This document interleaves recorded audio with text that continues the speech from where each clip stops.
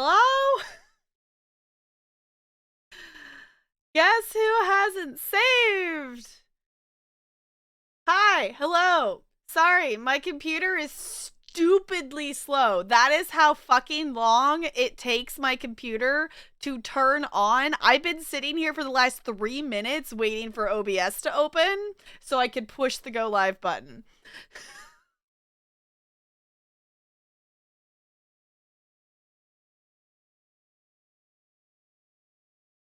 No, I didn't open it on the phone because so it went stream cut out because I was transitioning back to sitting, and the power cord, it's done this before, and part of it is because the cats walk under there and bump against it too, and also with me moving my desk up and down, the power cord slowly likes to wiggle out, and I have not checked it in a bit. So essentially when I changed my desk back to sitting, the power cord wiggled out just enough, like it didn't fall out of the wall or anything. It wiggled just enough that the computer power went out. So it's fine. It's fine. Hold on. I gotta open. Chrome was nice and it restored all my tabs, so I was able to open um everything back up. But I gotta take a second. I gotta open back all the other things up because nothing else is open. I have OBS and I have Twitch chat. That is all I have at the moment. So also rip transcoding. Did we lose transcoding? I am totally down to just break this into multiple pieces and just restart for transcoding.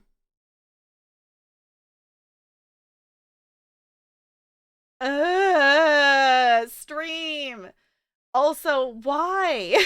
Like, we were doing so great.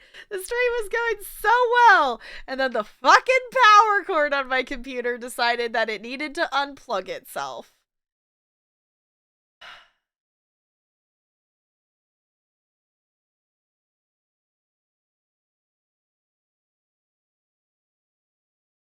On the wall, because it's literally, it's just the cord, like it's the cord that it's the extension cord that has everything plugged into it, plugged into the wall, and it wiggled out just enough that it thought that it was completely unplugged.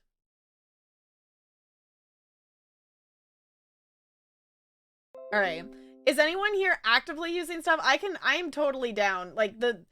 Like at this point, the stream's already broken into two because my computer for some reason takes like 5 fucking minutes to turn on. I blame that on the fact that I'm probably almost out of memory again, but it takes freaking forever for my computer to turn on and actually do something. So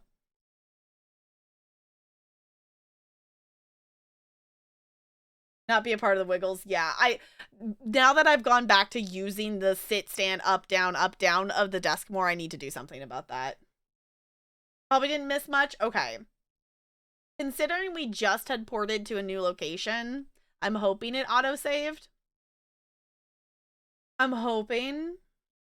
I'm hoping. I'm also still waiting for Steam to actually open. Steam! Any day now. Okay.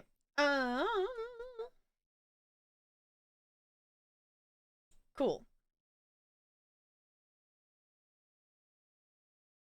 At this point, I think I'm just gonna leave it for transcoding. So I apologize if anyone here lurking or anything was using it, but if anyone here in chat was actively using transcoding, I do not have any problem restarting to get transcoding again. Um, literally, just let me know. But if no one here is like actively wanting it, I apologize to lurkers. If you want to say yes and then can go back to lurking, by all means. But if not, we're just gonna go with it. Someday in the distant future, I will be partnered, and that won't be a fucking problem. Because that is honestly the reason, besides more emote slots, is like that is the reason to get partnered, is so you can have consistent transcoding. Generally use it. Okay. Thank you, Junk. I appreciate it. Hi, Bella. Yes, I am still talking to the computer. Yes, you precious bean. Okay. Okay, Bella, I gotta push a button. I'm gonna go over here. Oh.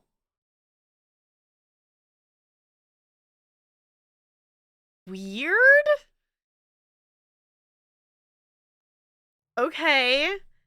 So apparently, because we closed out, it defaulted my webcam back down here to where it was for ESO on Monday. Weird. Okay. So, I totally didn't look at it when we're still in the Scarlet Hollow category, all those things, right? Or did I accidentally default us to just chatting? Okay, thank you, Streamlabs. Or Stream Elements, I appreciate you. Screw you, Streamlabs. Thank you, Stream Elements. Hey. Let's see. Dang it! Guess who didn't save at all besides the bedroom?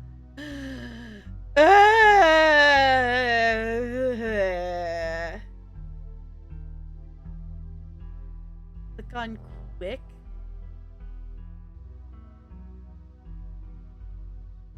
Auto. Auto!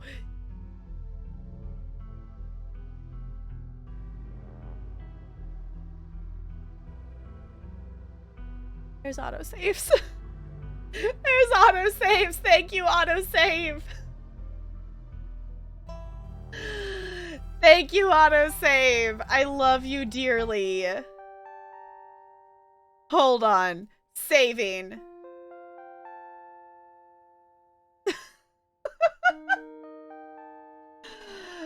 Thank you, autosave. Thank you, devs, for making autosave be a thing for when dumb tech things happen.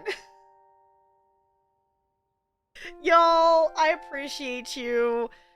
Thank you for helping me get this thing back going. Because I'm like, honestly, that's the most annoying thing, though. It's just like when tech stuff is like, I was grooving, we were having fun, and all of a sudden it's just like, no. You can't have the nice thing. It's fine. At least, like, that was, you know, a really quick fix, because it's like, I knew, it was like, dang it. As soon as, like, you know, because I could look at my PC and see that the lights are turned off, I was like, dang it, the power cord probably wiggled out, because that was, you know, if all of a sudden there's no power, where do you look first? The power cord. So, yay, Gretchen's back. Okay. We talked about Mayor Jimmy. We did that. Okay, here we go. Yes, I was hoping that it just auto-saved because we had just transitioned. Yay! It's fine. If it didn't have an autosave, we could have just gone back through and clicked through everything, but also that we did make a lot of progress. Been a lot. Okay. You and Stella make your way to the library. It's busier than usual. A small crowd has already formed in the corner of the main foyer. Now we're just waiting on Kanika. Hold on. Hold on. I'm gonna do the whole, like, I'm in the middle of the thing. Thank God we have something to do this morning. My family's been driving me nuts. Yes, the whole gang's here. I've been waiting to introduce Tap Girl to the mayor for, like, the entire time I've known her. It'll be worth it. Trust us. All right, shall we?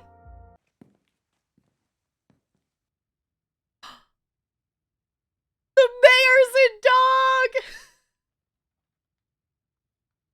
Hold on! The mayor's a dog! The mayor's a dog! Love it. 10 out of 10, but also there's, like, nowhere for me to go now. I'll just cover up the security guard.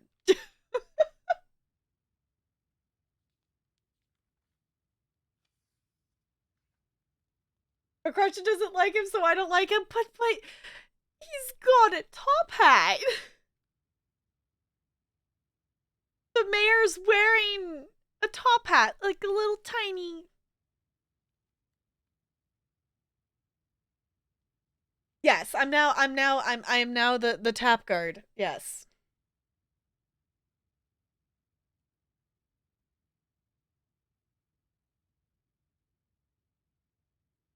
It's not wiggle out of the outlet. Thank you, Junk. I know, because it's really, that's like the second, maybe the third time that that's happened, but it's definitely something that needs to be, you know, adjusted, because cable management totally exists.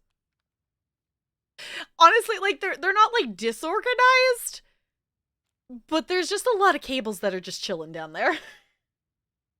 And that's the thing that's most dumb about that is this desk came with like stuff to like hide your cords and put your cords on and whatnot. And have we organized my cords? No.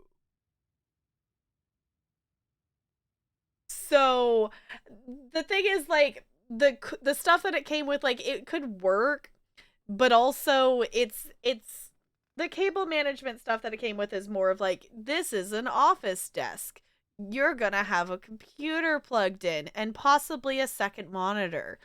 It, you know, it's not cable management that was made for 3 monitors and a computer and 2 lights and the stream deck and all, you know, all of the things. So ask a petitioner to pet. I don't know. Also, why did the music stop? There we go. Okay. Keen eye. Not only is this mayor a dog, but judging from the the series of portraits lining the wall, every mayor for Scarlet Hollow has also been a dog. I love that so much. Hold on, hold on, hold on. Y'all see that? Look, there's a portrait back there. You see it? See it? And then there's one over here.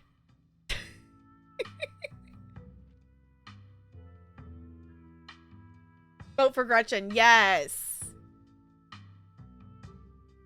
You can tell this dog is the mayor from its little sash and his fancy top hat. There's a regal air about him, almost as if he knows the position of authority he's been elected to.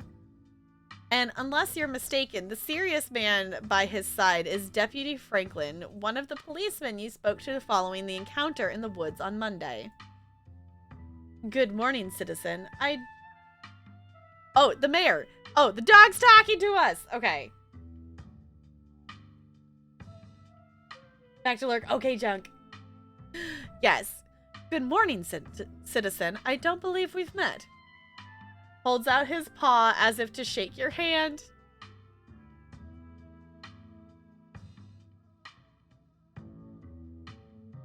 Okay. Shake the paw. Explore. Gretchen says you're a lowlife.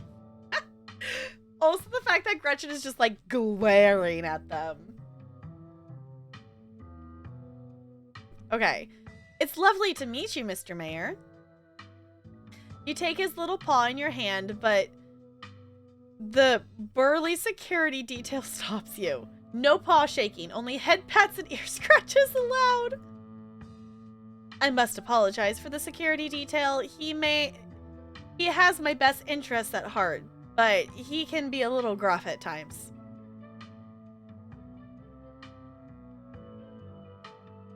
Yes, I'm wearing a tie. It's a very nice tie. I like it a lot. Why, thank you, Five Ways.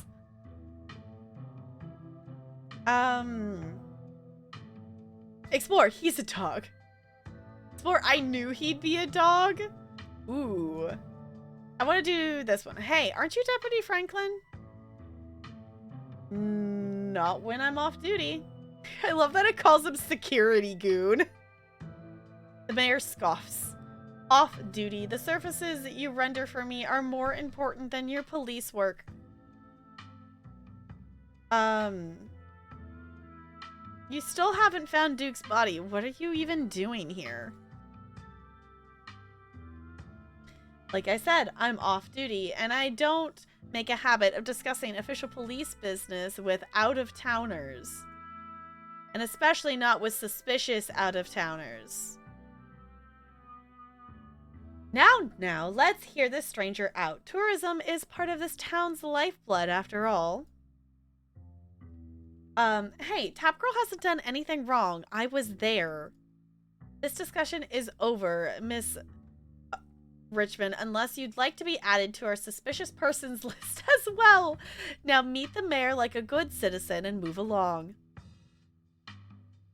Should we do the Gretchen says you're a lowlife? I'm kind of just curious to see what they say. You know what we're gonna do? Gretchen says you're a lowlife. Watch it. Miss Gretchen. What must I do to earn your loyalty? I'll settle for nothing less than you stepping down from office. Gretchen just doesn't like them at all. I feel like there's gotta be a reason. There's gotta be some kind of backstory here.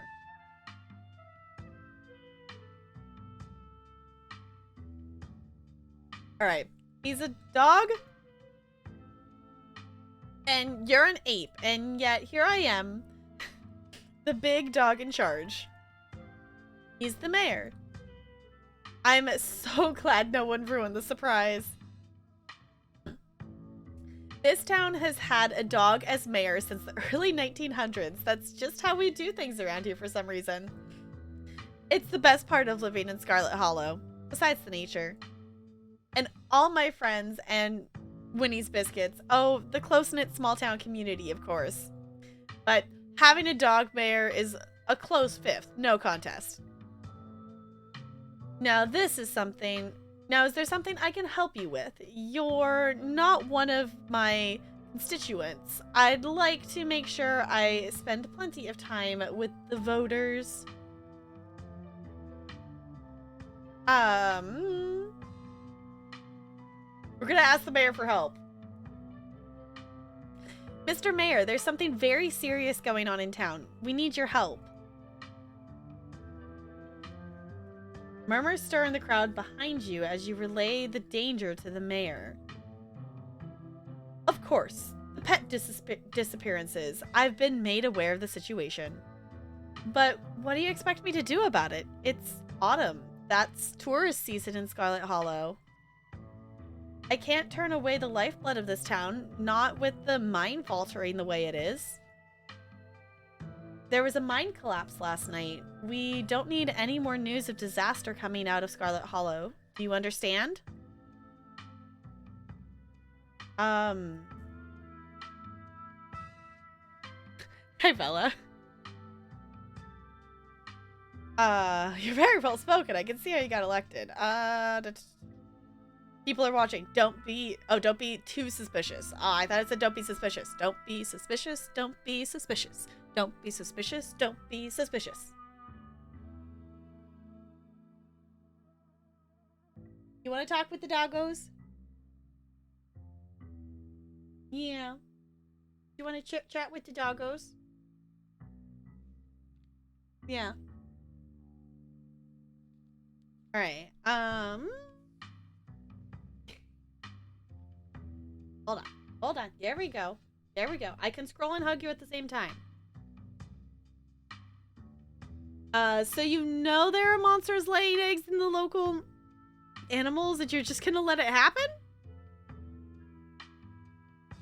Kenai, the crowd behind you intensifies as you continue your conversation with the mayor. Ooh. Yeah. You're just here because, you know, someone might give you treats. Jessica got you some treats. What do you think about that? She, like, swished her tail. Yeah. Yeah. You just want to hang out?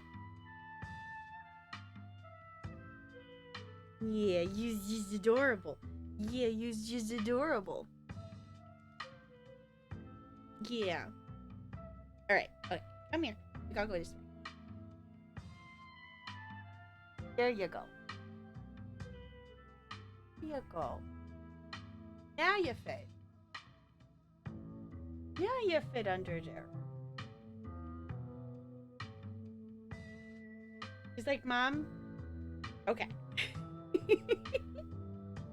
I'll give you the cat treat. And we'll see if Ella wants to come over again.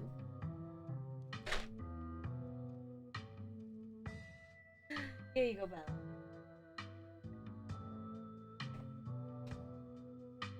Let's see Ella. We'll see if she comes on over, but she might be sleeping somewhere. Thank you for redeeming those cat treats. I know they appreciate it. Alright, I read that. Laying eggs? Don't be ridiculous. I'm sure whatever is causing these disappearances is just a bear or a mountain lion. We've all smelled them up in those hills. They'll move on soon enough. This is a southern town. Plenty of people are armed around these parts. They'll take care of the problem before it gets out of hand. Your first adept survivor? GG, Bo. GG. I want to try to get more of the adepts. I know I think I have Nancy's. I want to say I have a couple others, but I don't remember who. Because there's some that I've ended up with just due to the Rift Pass challenges being like, use these perks, and I've been like, well, might as well try to go for adept. So Dead by Daylight, there's adept achievements, which means that for survivors, it means that you escape as that survivor using only that survivor's 3 perks that are like their actual perks. So you only go in with 3 perks, and it's just the 3 that survivor comes with. So if you do killer, it means you have to get a merciless kill. So you have to get like, adept killers can be tricky. Some adept survivors you can kind of, if you're doing it with friends and stuff, can, you know, help a bit. Killer ones, you gotta get pretty much every survivor at max hooks with just that killer's 3 perks. So it could be a little tricky. And in the meantime, it's best not to cause a panic. I'm a pillar of this community. It's my job to protect or project strength to my constituents. I've heard just about enough from you, Jimmy. Oh, I've heard just about enough from you, Jimmy. Gretchen's barking.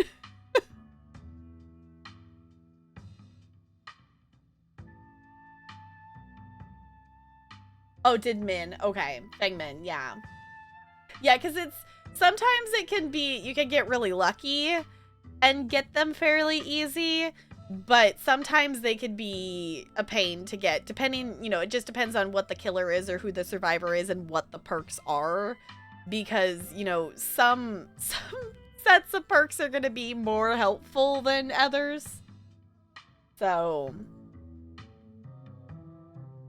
look at you, putting on a show in front of your adoring fans while the dogs of this town are snatched up by monsters in the woods, hoping the humans will clean it all up for you. When you're finally going to do something meaningful for the Harrier citizen... Oh, when are you finally going to do something meaningful for the Harrier citizens of Scarlet Hollow? Now, Miss Gretchen, there's no need. Scraps never would have let those things prowl the woods for so long. And yet you sit back waiting for the humans to notice and letting more innocent dogs suffer. You know, I almost lost my life to those things the other night, and my goodness, I haven't even heard... Haven't you heard about poor Duke? Now, Gretchen, a lot of those were old dogs. It's fair for me to assume they simply went to the big farm upstate. Don't you dare talk to me about old dogs! Gretchen is not like them at all. Alright, catch that Pokemon! Oh, apparently I'm out of Pokeball skin.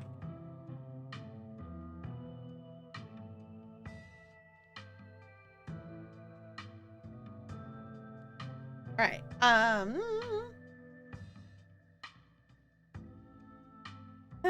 he's only a dog, it's not like he has any real power.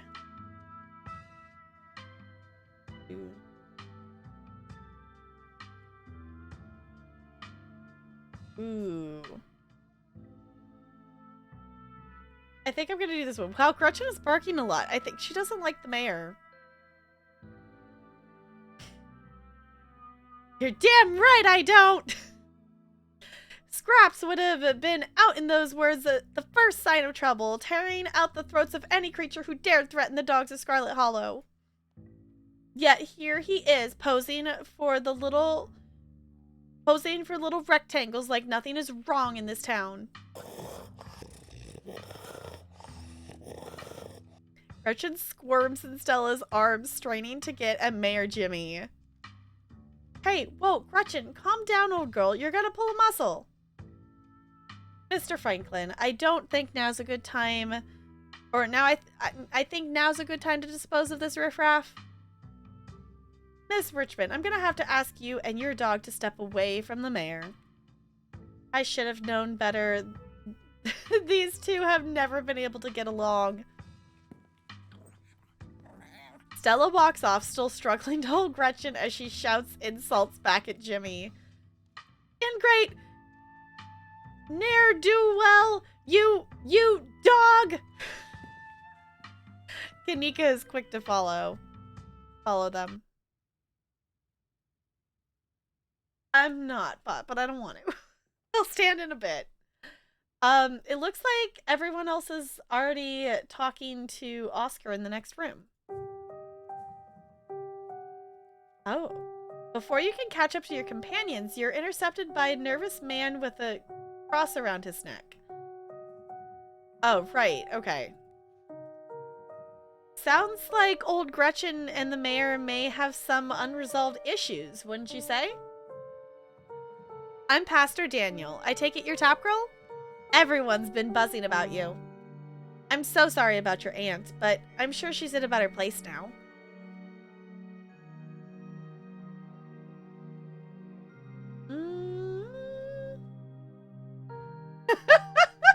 I love this. Let's not kid ourselves. We both know Perline's in hell. Oh.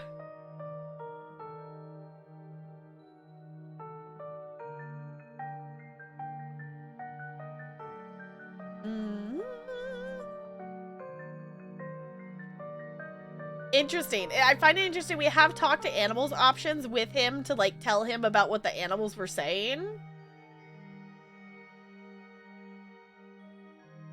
Aw, that's sad, Bo.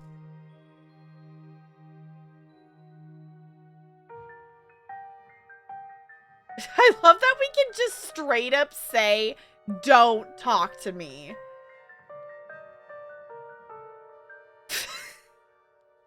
Okay, even more offensive than the straight up don't talk to me. We also have the option to back off, preacher man. I ain't buying what you're selling.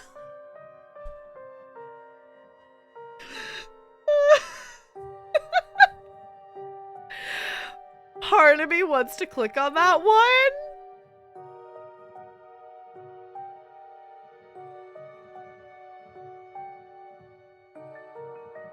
Part of me wants to click on that one just to see what he says.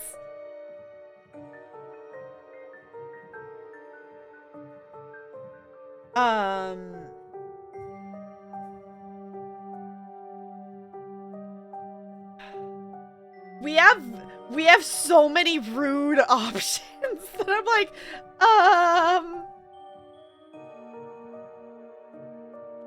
do we have a... Okay, what are our non-rude options? We have, oh thank God, I've been hoping to find a priest. We can just simply say that Janie mentioned you this morning. That's maybe a safe option. Let's maybe go with that one for the moment. Janie mentioned you this morning.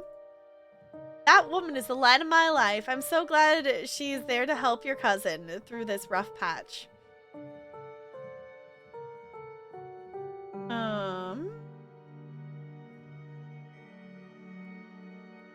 Yeah, I don't really want to say that.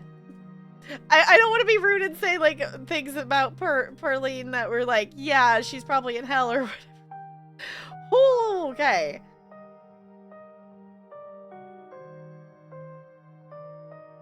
Say the mayor's a huckster. doctor and a fraud. The pastor cares more about tourism. This, just like after saying about this, just the juxtaposition between like, yeah, your wife mentioned you this morning, and also just so you know, the mayor's a bastard or whatever. Pastor cares more about tourism.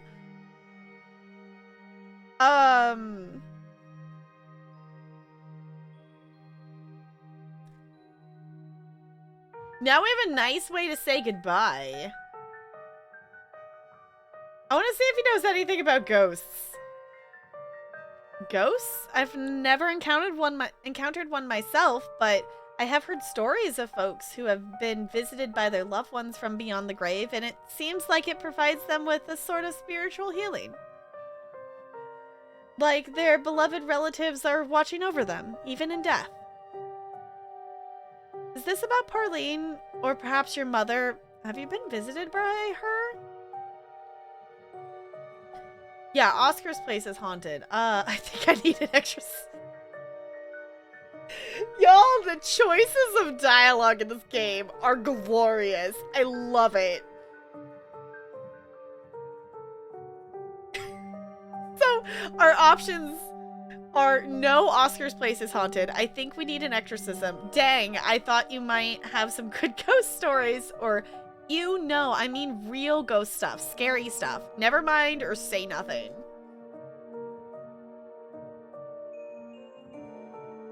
We're gonna go with Oscar's. No, Oscar's place is haunted. Oh, like a Scooby-Doo episode or something? I'm afraid I don't buy into that particular notion. It's a bit too spiritualistic. Now, if it were a vision of one of his parents trying to contact him from heaven, I could understand that. But I simply don't believe in malicious spirits lingering neither in heaven nor hell, jumping out of closets to scare us. I'm sure there's a perfectly reasonable explanation for whatever it is he saw.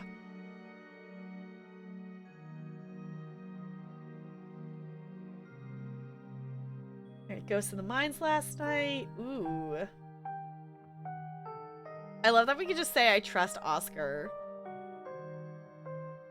The other thing that's just really great is it doesn't ever feel like the options are like, you know, good option in, you know, like this side of the choices option versus like, you know, the middle one is like a neutral option versus like a mean option. Like it doesn't just feel like they all fall into just like little categories. I don't want him to go ghost hunting with us. It's been a lot of supernatural stuff happening in the past few days. Really? Are you sure you weren't just seeing things? Trauma has a funny way of manifesting itself. Ooh, those explore options are back here.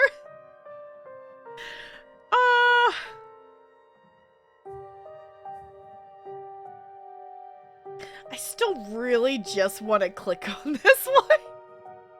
But I don't have a reason to be rude to him, but I just love that that's a choice. I just love that that is one of the choices for us to do. I don't want to do these. I want to do them just for the fact of exploring them, but I don't want to actually click on them in terms of like the choices of what we would say. So I'm gonna do this. I should go. It was nice meeting you, though. Of course, and if you find yourself in need of counseling or spiritual guidance, you know where to find me.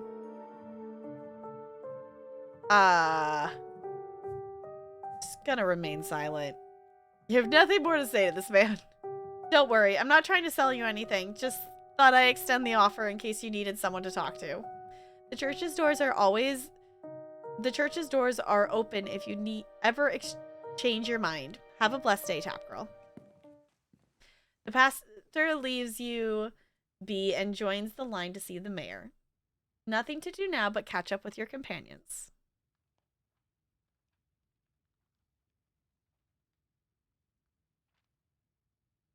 Is fighting with chaos. Yeah.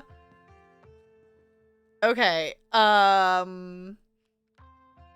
I love, like, in terms of the layout of how these scenes are set up, I love it because it looks great, but also there's really not a great place for me to hang out in so many of these scenes.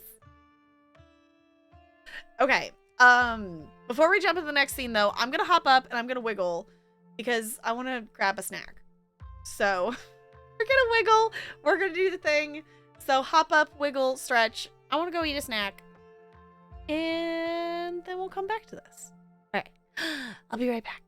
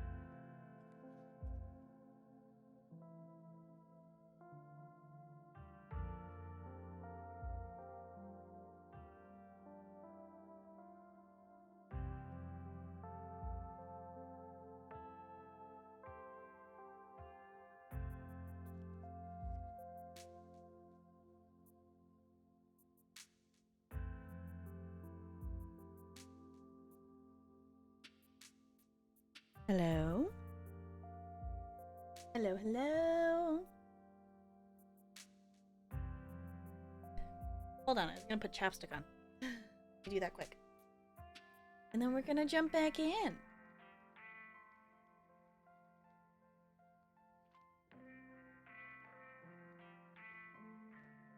Hello. I was like, oh wait, I was gonna put chapstick on. And I remembered before I turned the cam back on.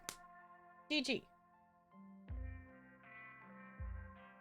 I like having like an actual actual chapstick just sitting on my desk. Okay, hold on. Here we go. Here we go, here we go. Alright. I'm gonna try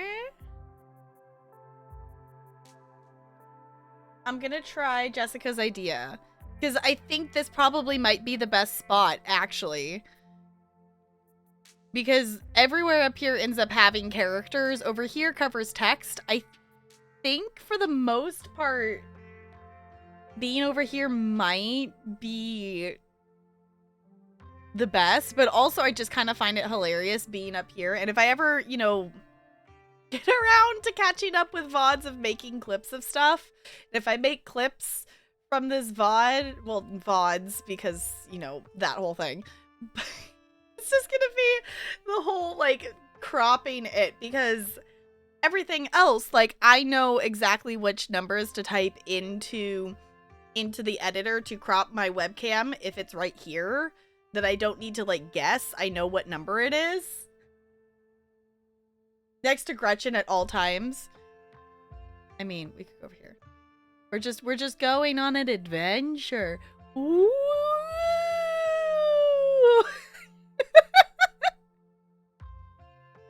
Oh, okay.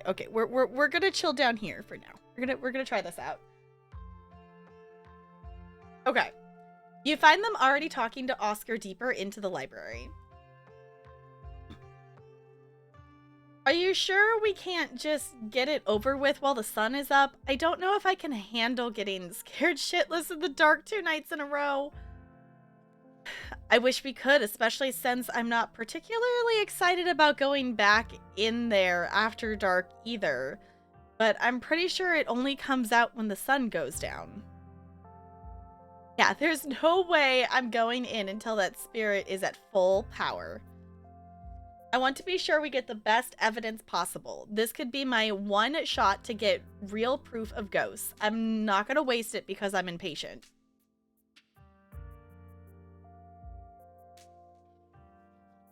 Do the animal options. I know, I wanted to pick them just because they're the animal options, but also I just didn't want to be rude to the dude for no reason.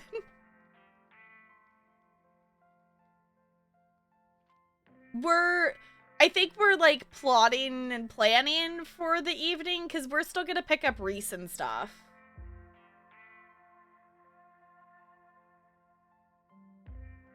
Actually working the placement? Cool. Okay. So I guess we'll chill down here. She brought in Walker, yeah. I wanna do the thing. I keep telling myself no, that I want to keep up with the story of Lost Ark first before I jump into Final Fantasy. It's fine. It's fine. The thing is, like, it's gonna be best if I wait till spring break to do it, because then I will have time to sit and play for a bit and actually, you know, like, learn some stuff about how things work and whatnot. Being more rude to the mayor? Yeah, but that felt more like we're meeting the mayor, and it's, you know, it's not a character that's gonna, you know, maybe reappear. I don't want to be rude to a character that, you know, this is episode 3. Who knows if they could, like, end up being involved with something else later down the line. I don't want to have, you know, established, like, a bad relationship with them, if that makes sense. So, okay, this could be my one real shot to get proof of ghosts. I do not want to waste it just because I'm impatient. Y'all gonna be the death of me. I love Kanika. I just hope it's possible to get rid of this thing. This is a pretty serious ghost infection? Is that what you would call something like this? I believe it's called a haunting, but ghost infestation also sounds good. Okay. I suppose we're the ghost hunters, so we can call them whatever we want. Anyways, I'll be bringing all the ghost hunting supplies anyone could ever need, so we should be set on preparations. The only thing you all need to bring is an open mind.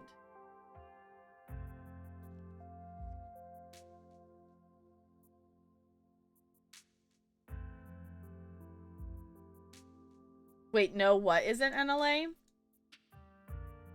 I mean, they could be a reoccurring character, but I don't know. For some reason, just the fact that it was just the chance encounter of meeting, like, I don't know. It just felt weird to just say that at the first meeting of them.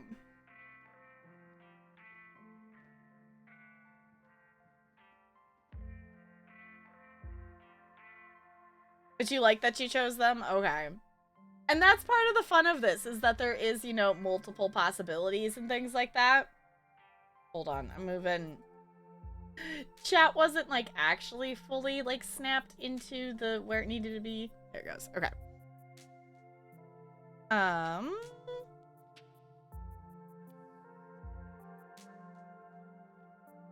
We have the power of friendship on our side. Heck yeah, we do!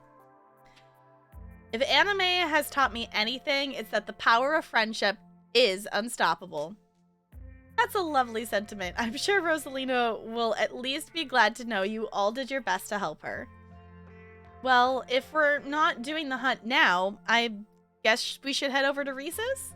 I love that we've just completely ditched Tabitha. Just like, nope. Just... I'm guessing we might run into Tabitha at some point here, but just we just straight up ditched her. Game does have relationship metrics with all characters, yeah. So that's the thing too, is like I don't necessarily want to, you know, put, you know, something, you know, I don't want to say bad, but just, you know, I don't want to say something mean just to do all the dialogue options necessarily. So I don't know. The dog one felt more right to click on some of those options. It does, yeah, because it has some kind of something for all the characters. One playthrough where you were rude to everyone. Yes, there's consequences. Okay. And that's kind of the thing, is like I'm still playing in terms of, like, if I want to click on that option, then I'm going to click on it. But if not, like, I'm not going for, like, click on everything just to click on everything. Like, if it doesn't feel like it fits with how we're playing it right now, then I'm not going to click on it.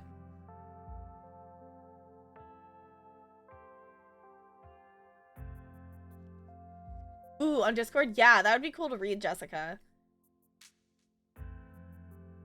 Alright, absolutely. Come on, Top Girl. Time to go bother our friend. I'm gonna get back to it. See y'all tonight. Time to go. So I guess we did kind of go get to check in at the library as well, even though we didn't, you know, initially pick that. So about the mayor. Okay, we could say this now. We could see. I feel better saying this the corrupt thing to the two of them than the random dude we had just met.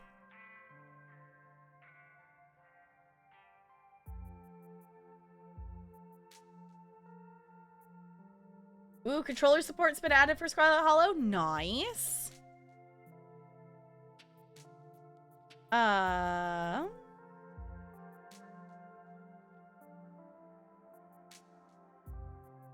gonna say, I want to do this one, though. You should You should vote for Scraps next election. That's who Gretchen supports. Wait, how do you know about Scraps? Can you actually talk to animals? I've always liked Scraps. Gretchen's got good taste.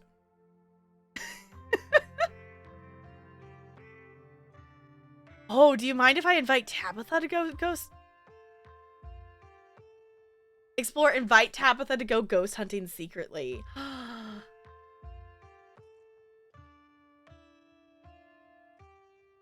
don't want Tabitha to go with us. If anything, I wouldn't mind Avery joining us.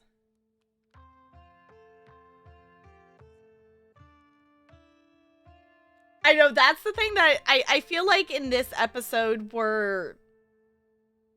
Episode 1 was very much felt like, okay, it's the first episode, you gotta kind of establish some setup and some, set things in a story. And obviously episode 2 was very much like, you had some choices, but you still had those locked in scenes that you were eventually going to hit, these points. This one already feels a little more, like, obviously we still have our points that we're gonna hit, of we're gonna leave the house with Tabitha, we're going to be interacting with somebody, we're gonna end up at Reese's and go, like, hunting. Like, there's definitely still those parts, but it feels like there's more branches and ways to get to those milestone points in this episode than the other ones.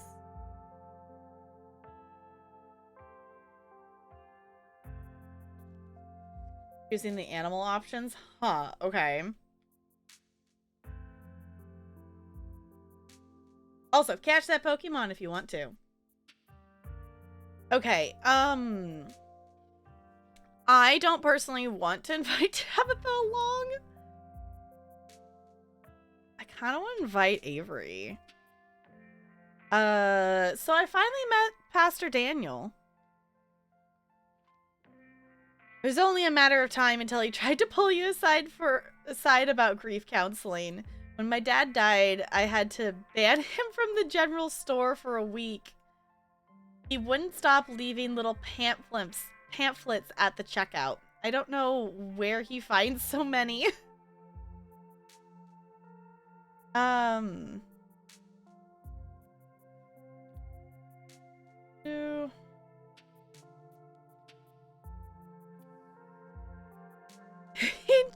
JD keep trying to make me go to church. Yeah, not a lot of people go to church around here. It's not like folks in this town aren't Christians, but he's so creepy. No one wants to sit in the pews in that rundown old church and listen to that guy. Plus, the guy was grinning through the entirety of my dad's funeral. What a ghoul. And I don't mean that in a stigmatizing mental illness kind of way. There's just this little siren that goes off every time I see him that tells me to get away from him. That's exactly how I would describe it too. The whole town feels the same way. Now that I think about it, he must be pretty lonely. He can look for friends somewhere else. The poor dude! He just wants people to just come and talk and listen and whatever. No one wants to. Aw, Gigi catching that Pokemon. I know, I wish we could ask Gretchen. There's not an option for us to get Gretchen's opinion on that. Okay, so we have the option to ask if they mind us inviting Tabitha. I kind of want to see about Avery, though. Believing, yeah, Stella, like, seems to actually be believing that we can talk to animals, which I don't know if it's a good thing or a bad thing. Alright, should we invite Avery ghost hunting? Oh, yeah, totally. I don't know why I hadn't thought of that. I'm sure he'd get a hoot out of it. Yeah, I can't say I mind having a calming presence with us tonight. We won't be much help to Oscar if we start jumping out of our own shadows. Cool. I'll text them on the way over to Reese's.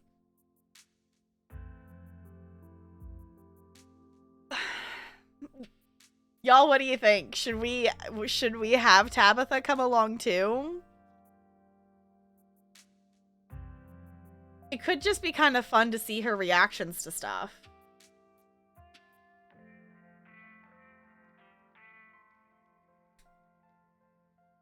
That cares for Gretchen, yeah.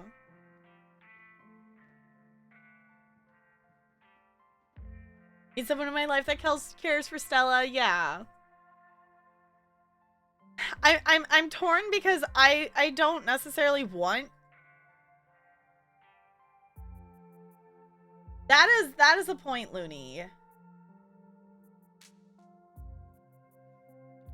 Because I don't even know, like, we could ask about Tabitha. They might just straight up say no. Because I don't necessarily want her to be there, but I'm also interested to see what she would say about the situation and whatnot. Yeah, I'm not going to invite her secretly. But that's the other thing, too, is, like, I don't... We kind of ditched Tabitha, and she's not going to be happy that we've gone off again.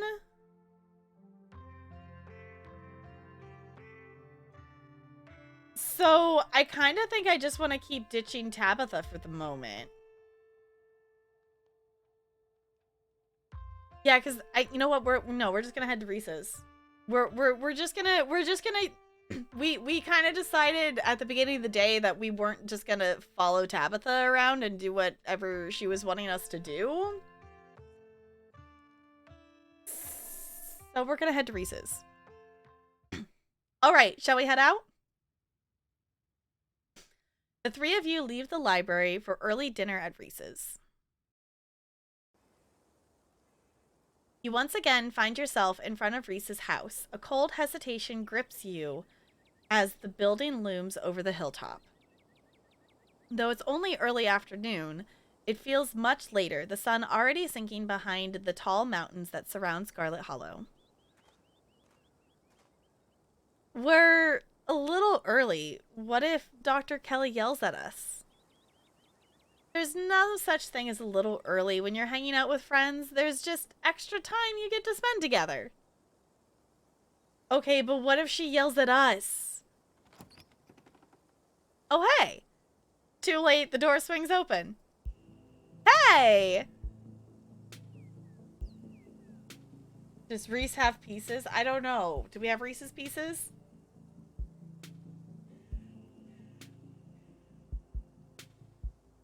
The entire day by now. Yeah, I don't know. I could see going back and, you know, that would be a choice to do, you know, make the opposite choice and invite Tabitha along as well.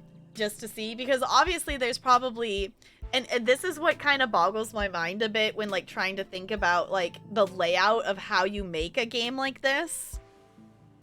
Because in that choice alone, you have to think...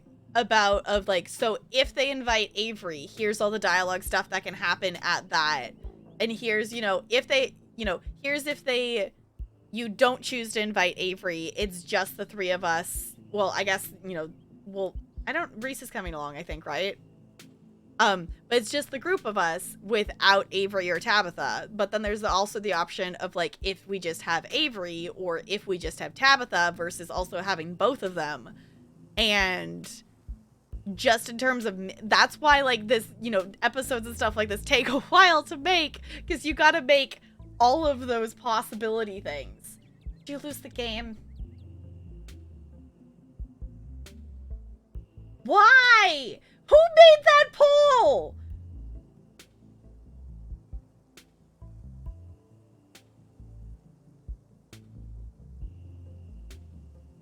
It's too many layers of logic for your little brain. I know, because it's just like trying to lay out, you know, trying to make like a storyboard or something like that for the game like this. It was just keeping track of, you know, keeping track of all of the options of all of the things, of all the different choices you could make and all the possible outcomes. You made the poll? Okay. It's fine.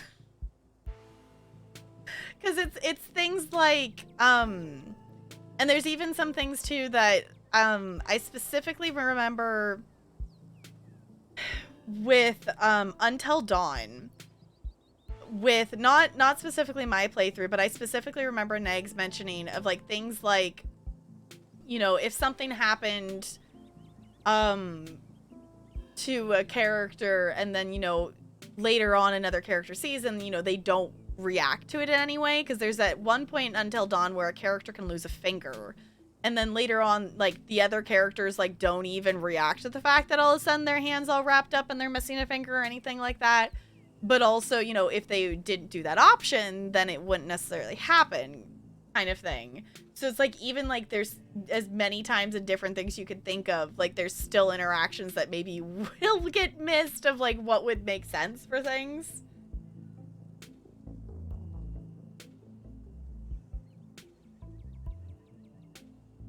Roll a dice, Bo. Roll a dice for it.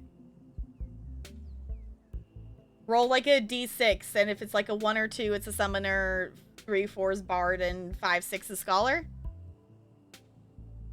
That's my thought. All right. Hey! Reese! Oh my god, dude, it's been ages! You must be Tap Girl, right? I've heard a lot about you. Stella's been relentless about making sure I got all the Tap Girl updates. My goodness gracious, there's something that smells terribly off about that boy. Get away from my Stella, you fiend! Gretchen! Gretchen starts yelping at Reese, straining against Stella's grip as he tries to get between them. Are they here already? I knew you show up early, Stella, and you brought the dog. Great. Yeah, I thought she might cheer up Reese. I don't know what's gotten into her all of a sudden.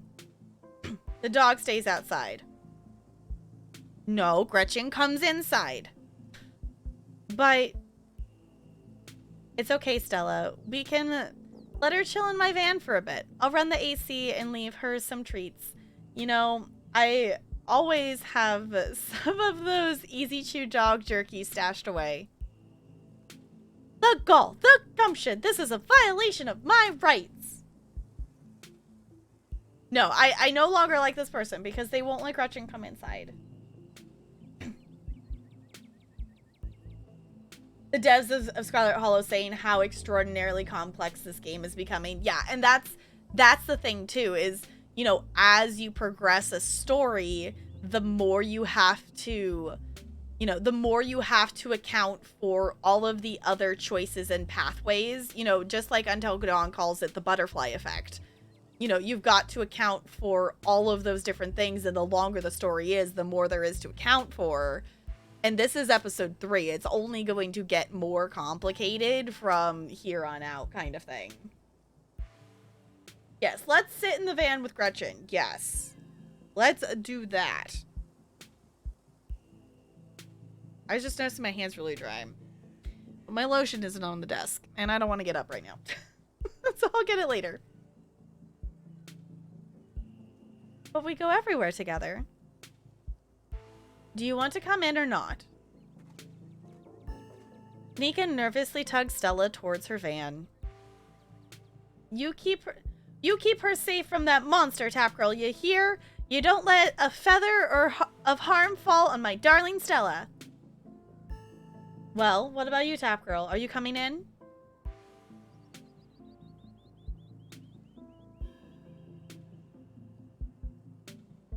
Yeah, it was like, why does Gretchen not like Reese?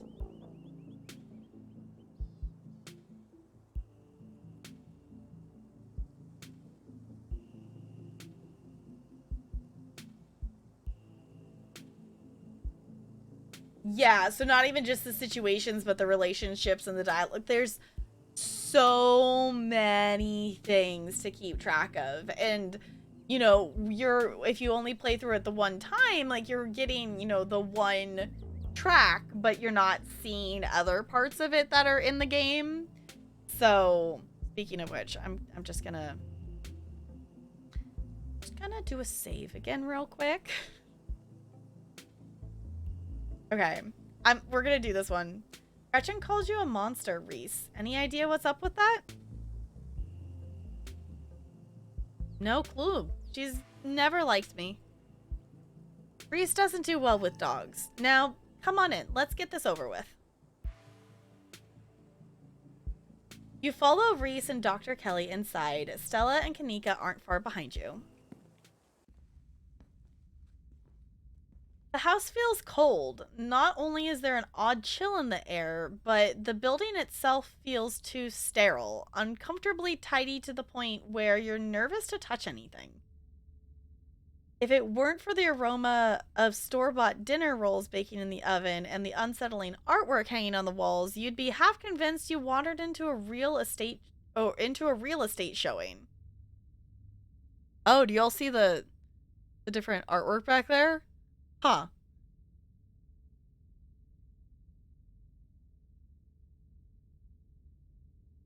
You miss a lot from other experiences. Yeah. Because, there's stuff that, it doesn't feel like you're missing anything because you're still getting, a full story. But there's other stuff that could happen.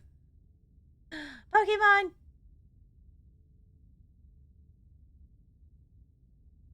Okay. So, how can I lend a hand? By sitting down at the table and not puttering around in my kitchen. I made sure everything was done well in advance, so the only thing left are the dinner rolls, which shouldn't be long. Then we can have a quick dinner and you can leave my house and go on about your business. But I was kind of hoping to see Reese's new art. We still have time now, right? You aren't seriously considering subjecting your friends to your disaster of a room, are you? It's not that bad. You can still see the floor. Okay, if you can see the floor, then your room's not messy. If you can still walk through and the floor's clean, you're fine. Dr. Kelly raises a single questioning eyebrow. I don't mind a little mess. Yeah, I doubt it could be any worse than the way I keep my room. Yes, okay, fine. As long as you stay out of the kitchen, I don't care what you get up to. Cool. We'll just be downstairs. You won't even know we're here. You make your way towards the basement stairs.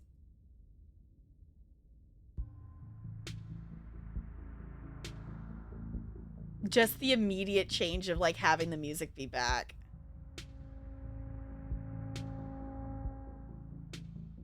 Okay, he even painted the walls too. Okay. I caught a Pokemon! I'm not. I should stand. I'm doing the stand-in. I'm doing the thing. Okay, the basement is what you might expect out of a tortured artist who spends all his time confined to his studio. Discarded canvases line its edges, while trash and sketches leak out from their piles in the corners of the room, hiding the bare cement floor. Ghoulish faces coat the walls in paint, sneering out at their creator. Your mom is so scary. She can be a little intense, kind of overprotective, which I guess makes sense. Anyway, make yourselves comfortable. You'll have to forgive the mess. I've been distracted lately. Haven't been cleaning much. Alright.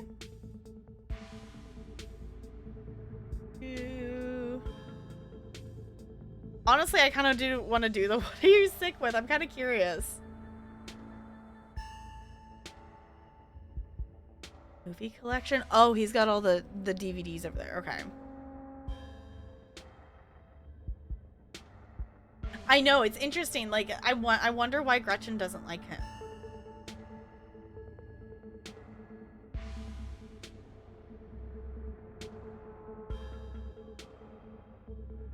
Wanna go ghost hunting with us tonight? Oh, wow. Do you think you'd be down for that? We'd love to have you. Yeah, it'd be great to have you along. That'd be so amazing. But I haven't had the best of luck leaving the house lately. Even just walking to town is enough to put me in bed for a week. It sucks. But make sure you bring your camera, Stella. I want to see everything that happens. Your mom really looks out for you. That's one way to look at it, I guess. It's possible she's gotten a bit of an edge lately. I think my condition has been stressing her out a lot. It used to be something she thought she could fix, but I think she kind of accepted that it's just something we have to manage. But even if she's a little harsh, she means well. It's like you said, she's just looking out for me.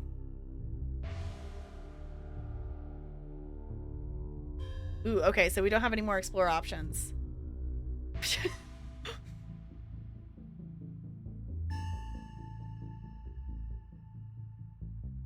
I know, it's like, oh, I kind of wanted to ask, but also I didn't want to just straight up be like, so what are you sick with? Because, like, that's not something you want to just, like, even if you're curious, like, you know, don't just straight up ask, maybe, but also, so, I get it, she's just worried about you, can you guess the point? She's a little controlling. Wonder if isolating you from friends is really looking out for you. And just then, out of the blue, like one of the options is she's kind of hot.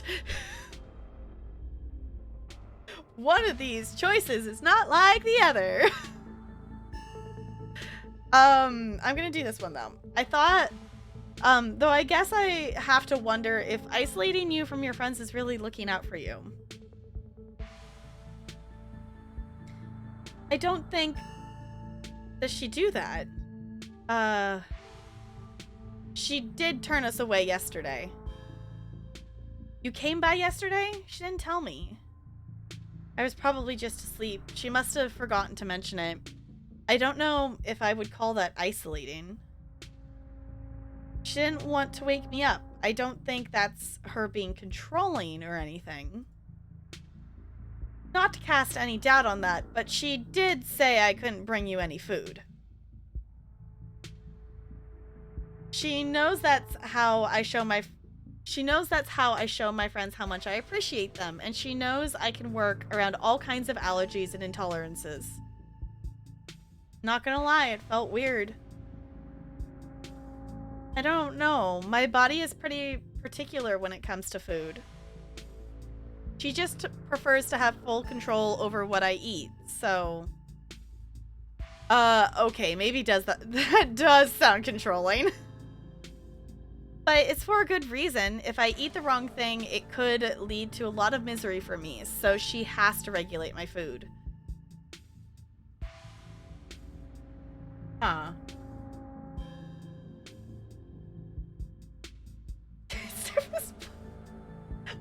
Looney? Okay. Okay, I don't know. What, Looney? I'm curious. What are you sick with? Sorry, Reese. Staff Girl's pretty direct. We don't have to talk about your illness, Reese. It's okay. I've come to terms with the way the rest of my life is going to be. You're so macabre, Reese. You make it sound like you've been sentenced to death. You haven't, right? Not exactly. No one really knows what's wrong with me, but it's been getting worse.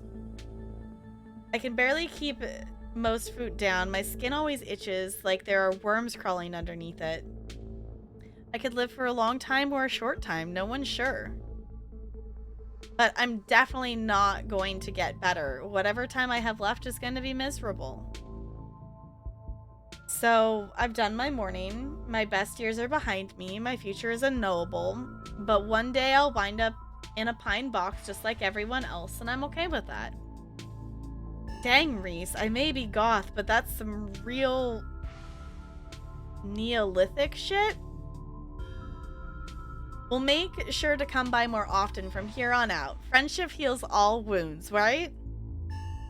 Thanks, guys, but You really shouldn't worry about me. I have my art. I'm doing fine. Really.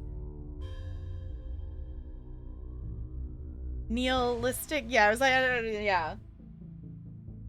When a parent intentionally makes, oh, their child sick so they can continue to care for them.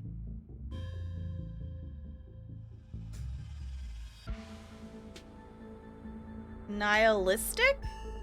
And macabre? Okay. It's like, words!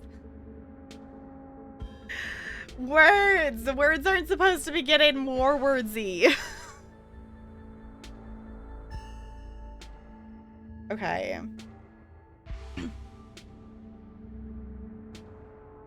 I was just kind of curious to see if like if they were actually going to say like what it was, but it's actually more interesting that you don't necessarily know. Because now I'm wondering if it's connected to what's going on in Scarlet Hollow or if it's something with the mom.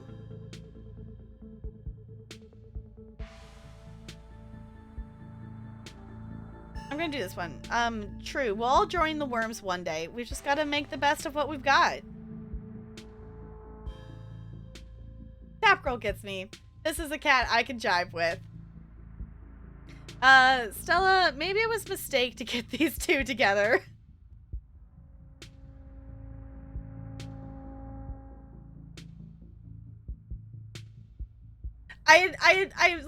The macabre one was when I was just like, oh, okay, I just didn't bother to go back and re-say it.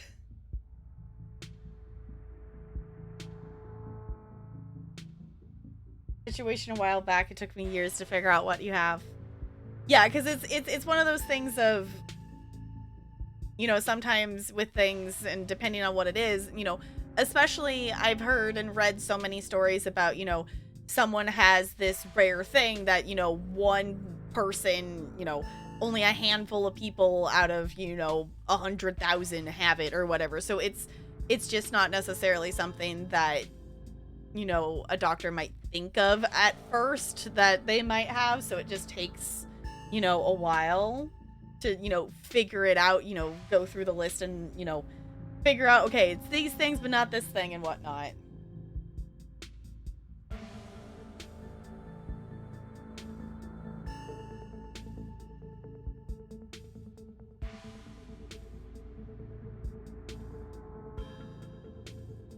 Mushroom coffin?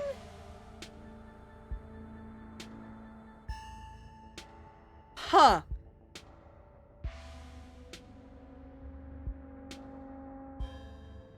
Interesting. All right.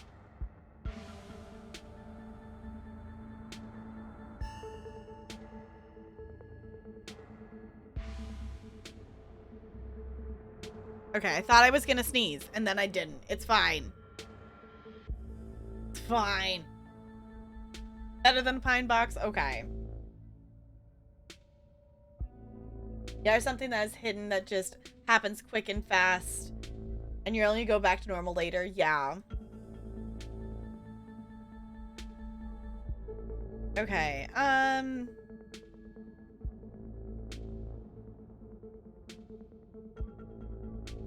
so has Stella told you about everything that's happened the past couple of days? Oh, she's told me all about what you guys have found out there. I wish I could see some of it myself, but, you know. He gestures fruitly towards the walls of the basement. Are you sure you can't just sneak out one of these nights? The doc isn't keeping me prisoner here, Stella. I'm sick. You know that. I'm sorry, man. I didn't mean to. There's nothing to apologize for, and I appreciate the effort. Really, I do. There's just nothing you can really rescue me from.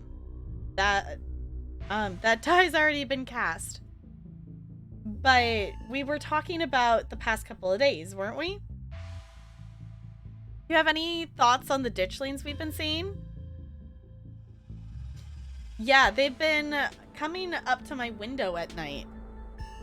Wait, really? Is that why you texted me what they looked like? That they looked like something out of your nightmares? Yeah, I thought I was hallucinating. I hadn't put it together that we might have been seeing the same thing until now. I've been sketching them, actually. Tell me what you think. He pulls out a sketchbook from one of the piles in his room. Okay, that's exactly what I saw on my way home last night. What does it mean that you've been lurking around here? They've been lurking around here, though. I don't know, but I like the company. They're kind of beautiful in a sad way, if you ask me.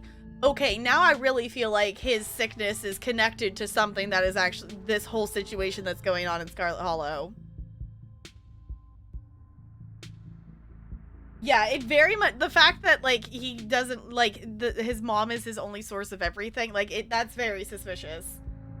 Like, you know, it might not be, but that's very suspicious if she's that controlling about stuff.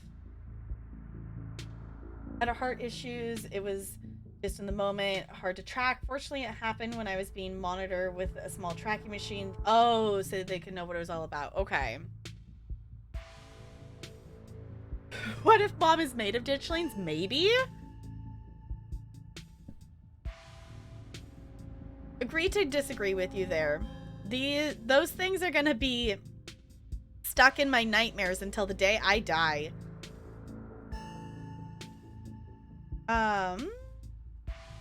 Do you think the town is doomed? I think everything is probably doomed at some point, but I guess that's answering a different question. Ooh. Pokey, catch.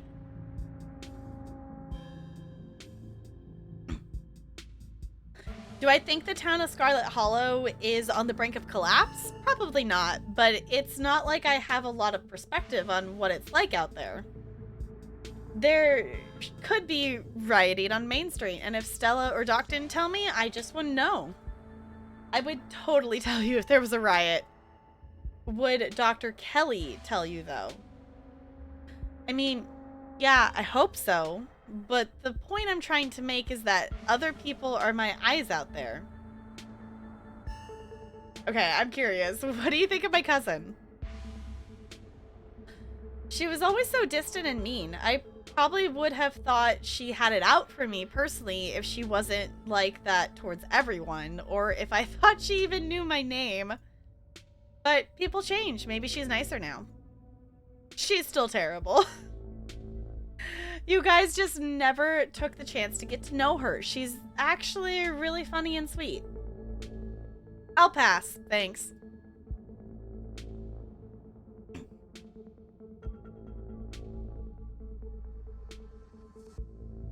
Use a calendar, then your days are numbered? Yes. Wait, who's Wayne?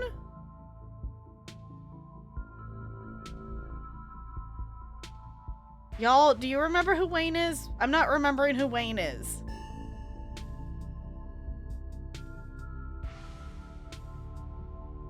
I don't know, I'm gonna click on it.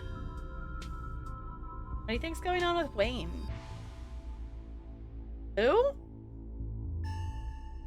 Oh, that guy. Okay. The guy who, I forgot that was his name. Okay. The creepy thing. Yeah, okay. Got it. Alright. You know the guy who's been following Tap Girl around being all ominous? Oh, yeah, that's Slasher Creep. I appreciate the classic Jason vibe he has going on. Here's hoping he doesn't live up to the look, for all our sakes.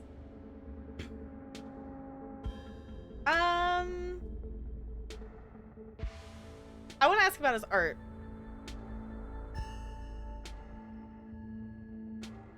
I was gonna say there's sure a lot of it.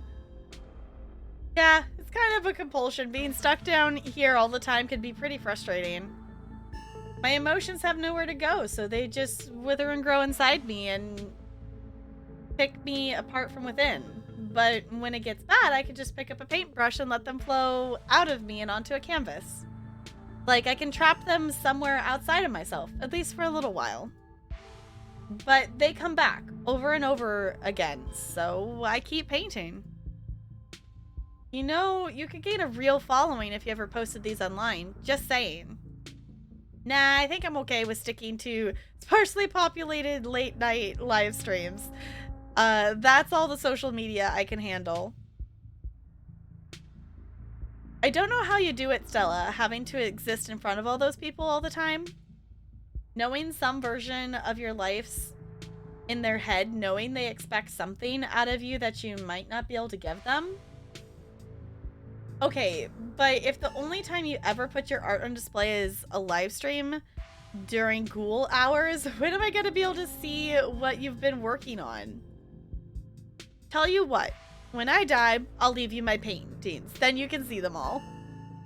And maybe they'll be worth millions since I'll be dead. I'd be able to rest easy knowing someone had retroactively given my life value.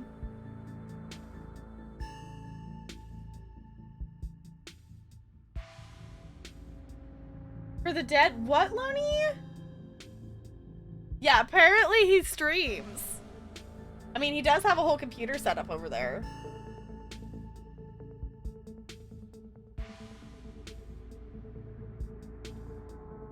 Okay. So you three go way back, huh? Almost to the womb.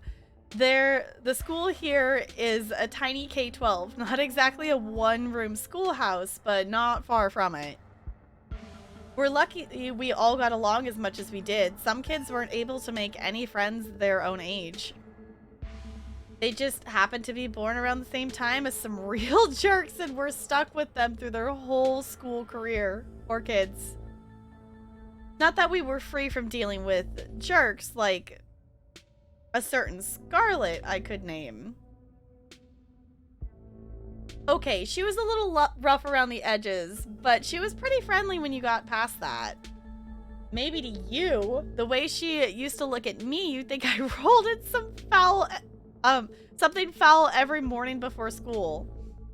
Same here, though to be fair, the feeling was mutual between us. She deserved it, though.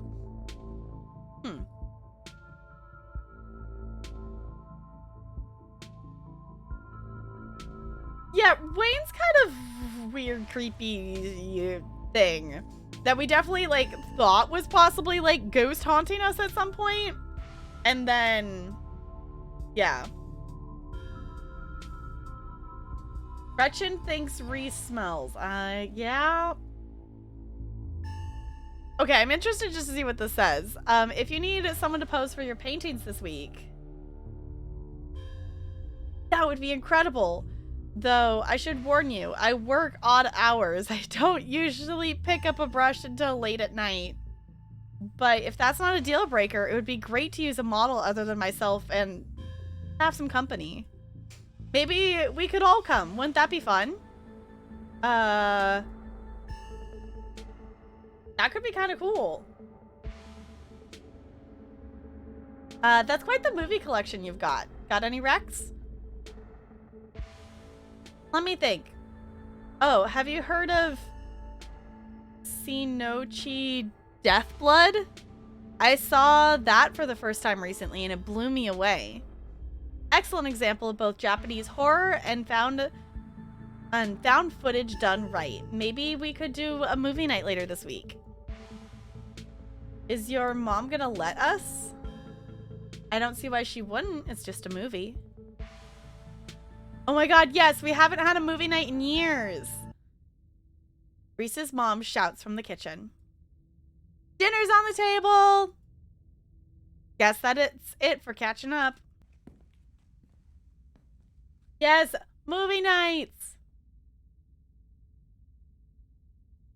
We should say with Gretchen, yes. Make sure you all wash your hands with soap.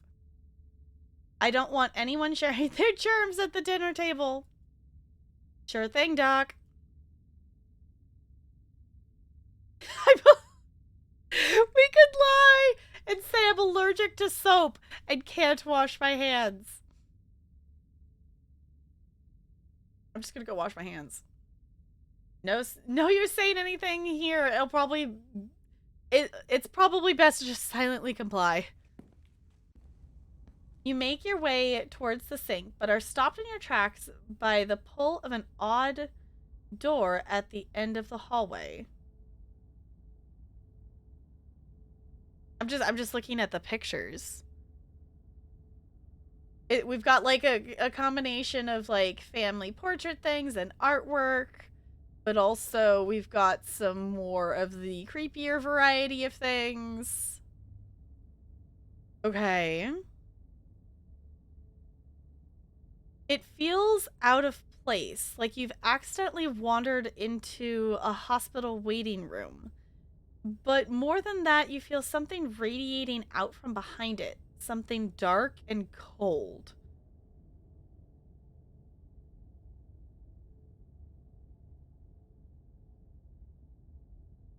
Are we going to approach the creepy door at the end of the hallway? Ugh, okay. Something that reminds you of the dusty tunnels you narrowly escaped last night. An oppressive hum just beyond your hearing fills the air, and you feel strange. You are compelled to approach the door, drawn in as if hypnotized. All of our options are open the door. I'm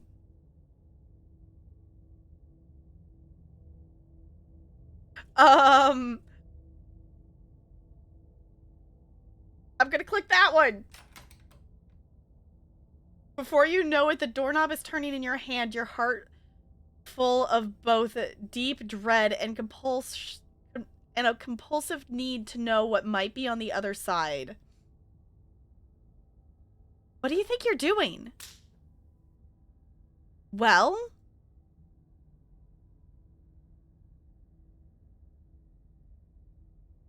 Return to the door?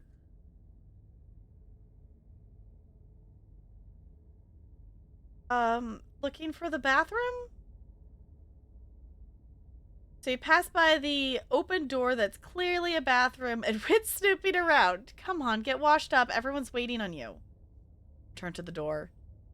You won't let her interrupt you. You need to know what's behind the door. Oh, no, you don't. Come on, wash your hands and sit down.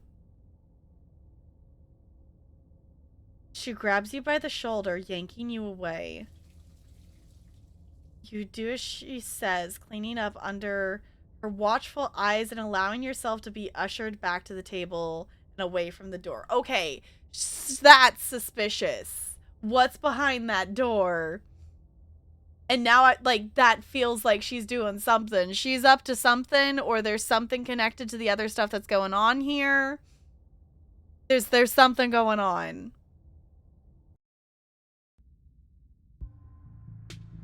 Oh, because now the music's all the creepy stuff again, and the lighting changed. Which, granted, because that's just kind of getting to night. But also, did Reese get paler?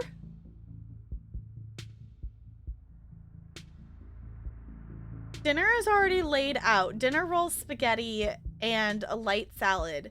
Nika anxiously picks at her food. Stella is nervously talkative, and Reese is suddenly quiet and tense. His shoulders tight as his mother perches on the chair next to his. Dr. Kelly eyes all of you with sharp, fierce gaze.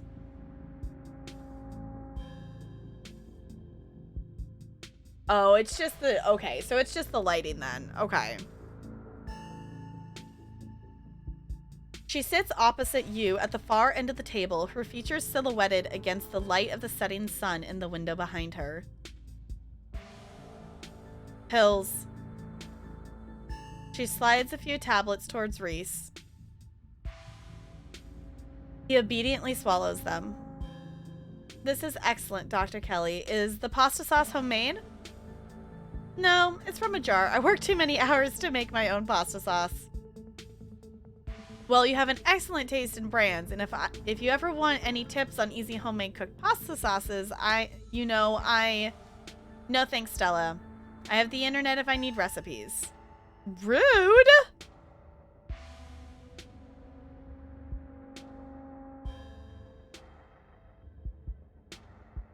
Yeah, I think his sickness has more to do with what's going on in the town, and the fact that he's been seeing the ditchlings. it definitely feels connected somehow. And the fact that it's getting worse as everything else in Scarlet Hollow is getting worse very much feels connected. The internet, yeah, the internet helps, but also, like, if someone who knows how to cook is, like, offering you, like, some tips, like, you could at least listen. Because, like, you know, Stella does a lot of cooking. Thanks again for having us, Dr. Kelly. We really appreciate it.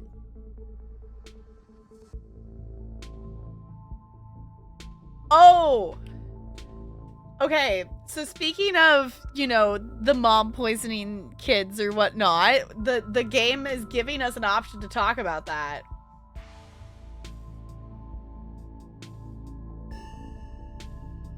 So we can do that. We could ask about Reese. Small talk.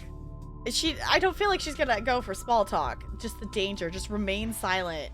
The game's on track with you, Looney.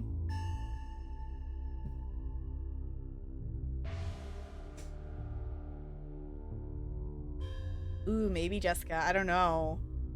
Okay, we're 100% clicking this. You know, I think I saw a video online about a family like yours. Turns out the mom was poisoning her kid for 18 years. The dinner table goes quiet.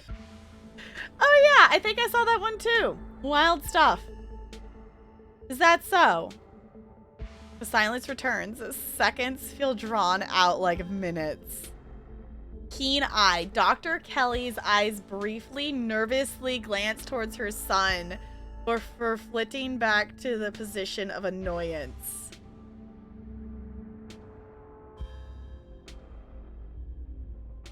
Don't be suspicious. Don't be suspicious. It's fine. Nice bow. Ooh, wait. Ah, Pokemon, Poke. Yeah. Okay. I love that sometimes Keen-Eye just tells us stuff like that, though. That we just notice. You can't help but feel like what you saw went beyond compassionate worry to be genuine fear. Yes, about Reese? Ooh. Okay, it's opening a tree. Okay. Reese is a talented artist. You must be very proud of him. He has a lot of skill, honed through practice and dedication. I can't say I understand a lot of his pieces, but of course I'm proud. Thanks, Doc. Oh no! Does no one in this town have two parents? Oh.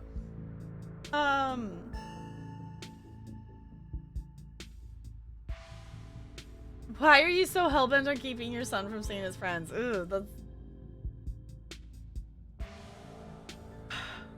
The options!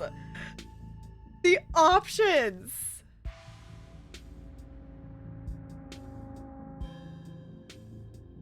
Okay, I gotta click on this because I don't know. For some reason, I feel like I need to click on this one.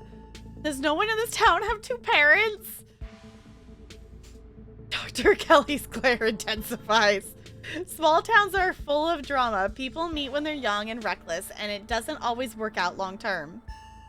Plus, these hills are dangerous, and jobs even more so. Things happen. Not everyone gets some fairy tale ending.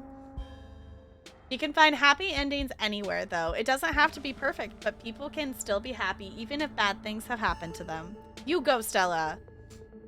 I guess living in denial is kind of the happiness. Sure. That would be super cute, Looney. I want to ask this, but we're already not making her happy, so I think I might go for this one. Do you think Reese might feel better if he got to see people more often? No. I'm his doctor and his mother. You are someone who met him for the first time less than half an hour ago. One of us is a little more qualified to make decisions about his life. You know, Doc, I feel pretty okay. I mean, as okay as I usually do, so still kind of shitty. But I don't think having people over has been rough on my health, as rough on my health as you thought it might be. It's been really nice. Hear that? Reese can hang out with friends again. If you're still feeling okay after dinner, maybe you can even come ghost hunting with. Ow, jeez, Kanika, what was that for? Don't push it, Stella. Just say that the next time instead of kicking me, your boots are heavy. Sorry, Dr. Kelly. We're totally respectful of Reese's boundaries, even though they might seem a little arbitrary and strict. They're not arbitrary. These rules are in place for good reason. Tell me how great you feel in an hour when the exhaustion catches up to you, Reese. You'll be knocked out all evening and regretting every minute of this, let me assure you. As if I would regret being able to see other people for the first time in months. I don't care what happens. It was worth it. I mean, that's, you know, some extreme isolation there that his mom is doing. Like, not getting to see anybody? Like, come on. The more you talk, the less you feel like you're having a conversation, and the more you feel like you're treading on eggshells. No, I don't want to ask that. Yeah, like, come on. Like, even as a doctor, you must know, like, mental health-wise and things. Like, that's, you know, if it's not something that would be, you know, at this point, it's not something that's contagious, it seems, because she is fine and hasn't caught it. So unless if she's like specifically immune to whatever he has, like, what's the reason to like not let him see anybody? Like, even if it's just short amounts of time, like, seems like a little much. What's under small talk? Lie, the food's really good.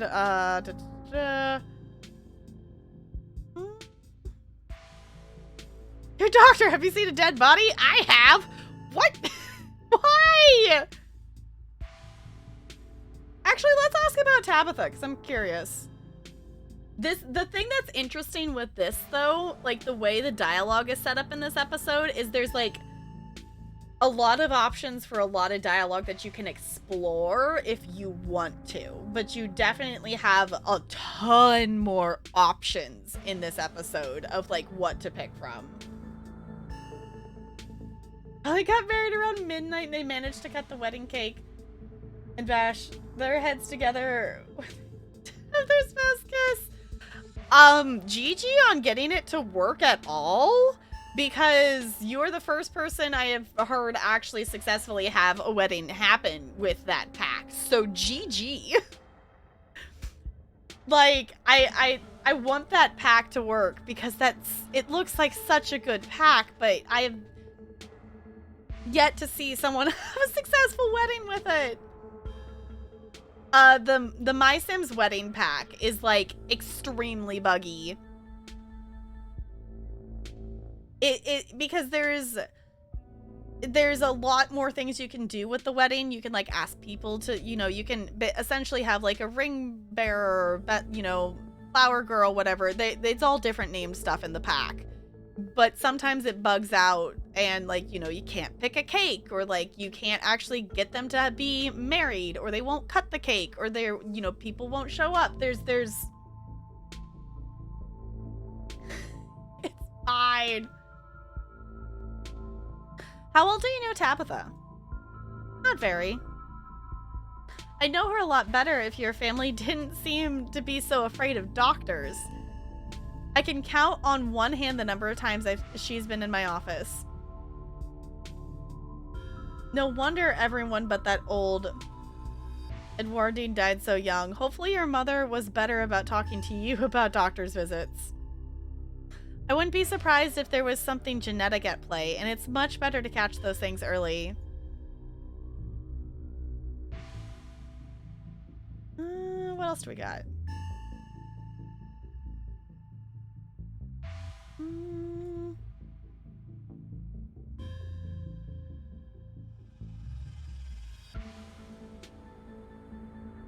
It's kind of interesting because there's so many things that we could talk about, but it's like, what do we talk about? What do we not?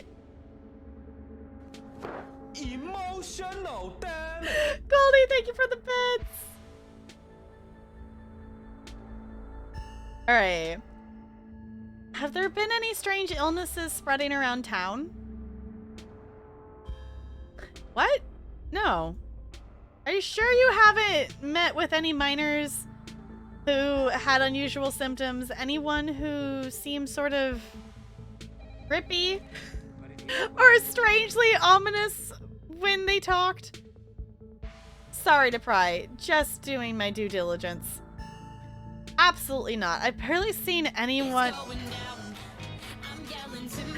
I've barely seen so much as a runny nose, which is a good thing. Oh, thank you for the bits. Foe, thank you for the bits, you goobers. If you're so concerned about the mine, why don't you just have, Tap Girl ask Tabitha? I have no interest in violating HIPAA for your weird little investigation into nothing. Have the police contacted you about Duke's body yet? Last I heard, they still haven't found it. Cooper bits, Foe, thank you for the bits. Body? I was under the impression he was just missing. No, Duke, he definitely died. I saw the footage. And I saw it for myself, in person. So did Tap Girl. He's not missing. How the hell did that happen? Stella said it was one of those things in the woods. The ditchlings. They made him misfire. Ditchlings. Oh, I see. This was for one of your videos, huh? Reese, you should know better than to lead any credence to Stella's little cryptozoology stories. I don't doubt there's something happened to him, but I'm sure there were no little ghouls involved. I've seen them, Mom, outside my window at night. They're real. You don't have to talk to me like I'm a kid. I might be sick, but I'm still capable of reason, okay? Are you sure they aren't just raccoons? Or stop doubting everything I say. Stop trying to rewrite things I tell you to fit what you think should be true. There's weird shit going down in Scarlet Hollow. Damn right, Reese. The tension at the dinner table reaches a breaking point. Alright, that's enough. I was gonna say, at some point we're gonna... Because, like, the more we talk, the more she was getting annoyed. It's like, at some point it's gonna cut us off and not let us talk anymore. Because there is definitely way too many options that were available. It's like, we're not gonna get to do all of them. Dr. Kelly is interrupted by Reese before she could finish her thought. So, we're talking about maybe watching a movie sometime this week while Tap Girl is still in town. We'll have to see how you're feeling. I can handle a movie, Doc. Yeah, we'll just sit downstairs in the dark. Reese is used to that. I'm sure he'll be okay. You're always overestimating how much you're able to do, Reese. This is why you keep getting sick. If I get sick, so what? It's not like that's ever going to change. I'm sick every day, and I'm not getting better. I don't want to spend the last few miserable years of my life holed up in the basement alone just because seeing my friends has been deemed too strenuous. I'm an adult, for God's sake. I can't believe I have to ask for permission from my mom just to have friends over. Reese stops mid-sentence, wincing in pain and wrapping himself in his arms. Don't say things like that. I'm doing everything I can to try and fix. Silence as Dr. Kelly's eyes shoot open. Reese? Reese abruptly pulls himself up from the table and leaves. Damn it, I knew it. I knew this would be too much.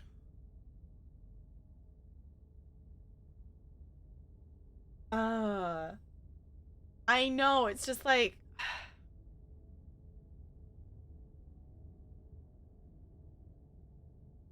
Yeah, relationship and action probably, not just the explore actions, which is cool. Yeah. which I appreciate because, you know, if it isn't affecting it, and if it doesn't feel like, you know, eventually, because it very much felt like we got a chance to do different options that we wanted to do, but it naturally still felt like a conversation, and when the conversation reached the point that it was done, it was done. Poison hit, yeah. Everyone get out of my house, please. Just leave us alone. Stop trying to interfere with his life. All it does is hurt him more. But we can't just leave him like this. Now is when he needs friends the most. No, now is when he needs me the most. I am his doctor and his mother. I know you care about him. I know that, and he knows that too. But all any of you would do is get in the way. So just leave, please.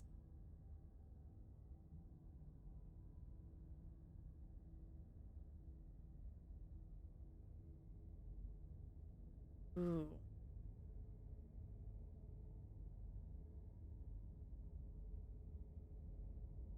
Ooh.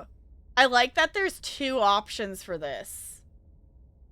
Either don't think I don't know something is up here, or don't think we don't know something's up here. Oh, I like that there's two different options for that, but that makes it harder to pick. That makes it harder to pick. Oh, I'm out of Pokeballs again.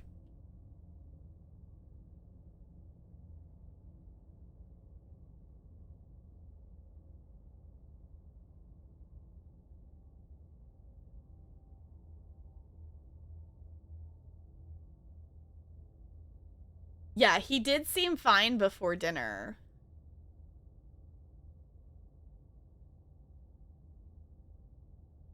Seemed fine before dinner. It always comes in waves, and I can assure you that right now he's very much not fine. Now leave. The three of you are rushed to the door. We'll be back, Reese. I hope you feel better soon. Dr. Kelly shuts the door in your faces. The click of a lock signals the end of your dinner at Reese's. Do you really think Reese's mom is poisoning him? If she is, I swear to God, she wouldn't. That's just so horrible. Who could do something like that to their own kid, and for so long? No, there's no way. You're all barking up the wrong tree. It seems far-fetched and definitely rare, but I don't think we can rule it out. Yeah, I don't think you could rule that out at all. Oh, no one caught that Pokemon either? Oh, come on, bot. Let us have the Pokemon.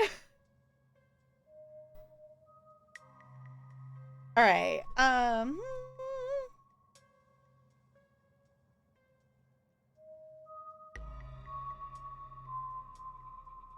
Ooh, let's do the Kenai one. Did either of you get the impression that Dr. Kelly is afraid of Reese? I could have sworn I saw genuine fear in her eyes for a second there. Are you sure she wasn't just being overprotective? I'm sure that's, all that's going on, and she has every right to be. I mean, the poor guy took 2 bites of food and got sick immediately. I can't imagine what that's like for both of them to go through. If anyone is afraid of anyone in that house, Reese is afraid of his mom. I think you're both reading into things too much. Dr. Kelly is good people. Look, I'm just saying that maybe there's more to their dynamic than just him being sick. But it's not like there is much we can do about it right now. We could probably go back and forth like this for a while. Let's grab Gretchen and get going. The sun is setting, and we wouldn't want to miss a second of ghost action. Okay, so it's definitely a thing that they've changed, that when we played the first and second episode, 100%, if you were clicking an explore option, the story wouldn't progress. Now that's definitely not the case. Which honestly, I like this a bit more because it makes you be really specific about which ones you're wanting to pick versus knowing that you can click all of them kind of thing. Stella hurries off down the hill, almost as if to run away from what just happened. You and Kanika follow her down the slowly darkening street. Lit by the orange hues of the setting sun, the library feels different.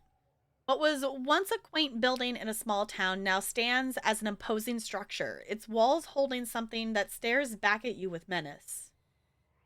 Maybe Stella's right.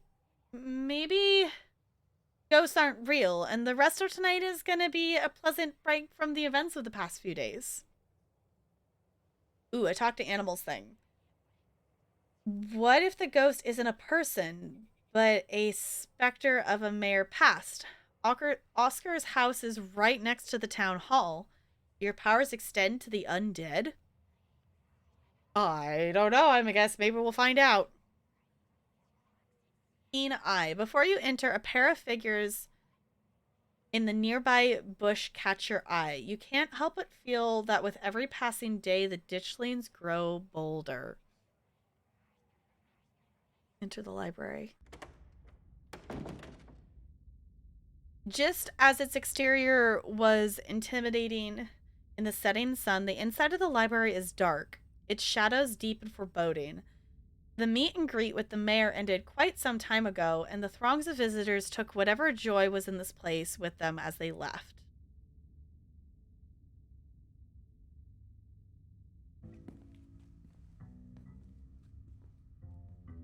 Okay. Hey, Oscar! Are you back yet? Shh! Can't you tell? You can't yell in a library. It's against the rules. It's after hours. Rules can only apply before 5 p.m. Now it's our domain. Hey, you're here sooner than I expected. Hope dinner went okay. Yeah, it went okay. Reese wasn't feeling up for a longer hangout, unfortunately. I'm sorry to hear that. It's okay, just means we have more time to hunt ghosts. Yes, Oscar definitely has dad bod. Yes. I've come fully loaded. Got my EMF reader, temperature gauge, spirit box, infrared camera, UV light, video cameras, salt, flashlights for everybody in case the ghost messes with the electricity, parabolic microscope, Sharpies, and paper for automatic writing, matches and candles for rituals. So someone needs to buy Stella Phasmophobia. She needs to play that game. She needs to do the thing. Hey, can we get some hellos and welcomes for our raiders, please and thank you. Welcome on in, Cordilla. How was your stream? What did you get up to? Tell me all the things. Thank you so much for the follow. Welcome to the iceberg. It's good to have you here. If you don't know me, I'm Tap Girl. I'm a variety streamer here on Twitch. We play all kinds of games here. Tonight we are checking out the 3rd episode of Scarlet Hollow. It is a novel story here, and it does have some horror-ish features in it as well. We haven't seen too much of them yet, but we are about to go on a ghost hunt, so just so you're aware of that. But we also play things like The Sims and ESO, and we're doing a playthrough of Horizon Forbidden West. So if any of that sounds fun, feel free to stick around. How are things? It's going good here. We're doing lots of wordsing tonight. Normally visual novel things like this are not the games that we, play consistently, but this is one that we played episodes 1 and 2 back in June when episode 2 came out, and episode 3 just came out last week, and oh my goodness, there's been so much drama things. All a blood wash and started Song of Horror. Ooh, sounds cool. Okay. A lot like Dream Daddy. It does kind of have that kind of, art look to it. I can see that. Yeah. So right now, we're on, so this is episode 3. There's an episode for each day. So this is our third day in a place called Scarlet Hollow. And the character we play is the we're the cousin of someone named Tabitha who owns the mines here. The reason we're in Scarlet Hollow is because there's going to be a funeral for our aunt, and there's a lot of spooky stuff going on in the town. So we're kind of exploring some of that. The guy in the middle here, that is Oscar. His house is haunted of some sort, and we're going to do some ghost hunting in his house tonight. The person above me, that is Stella, who is holding the most precious bean. That is Gretchen. We love her absolutely dearly. In this game, there's, at the beginning of it, you get to pick different traits for your character. You get to pick 2. We have keen eye, which just means we kind of notice things that not everybody notices. We also have talk with animals, which means we get to know what Gretchen is saying. And then the person on that side over there, that is Kanika. Yeah, Dream Daddy does not have Gretchen, though. That is true. I was gonna say, right, Looney? Oscar definitely could belong in Dream Daddy.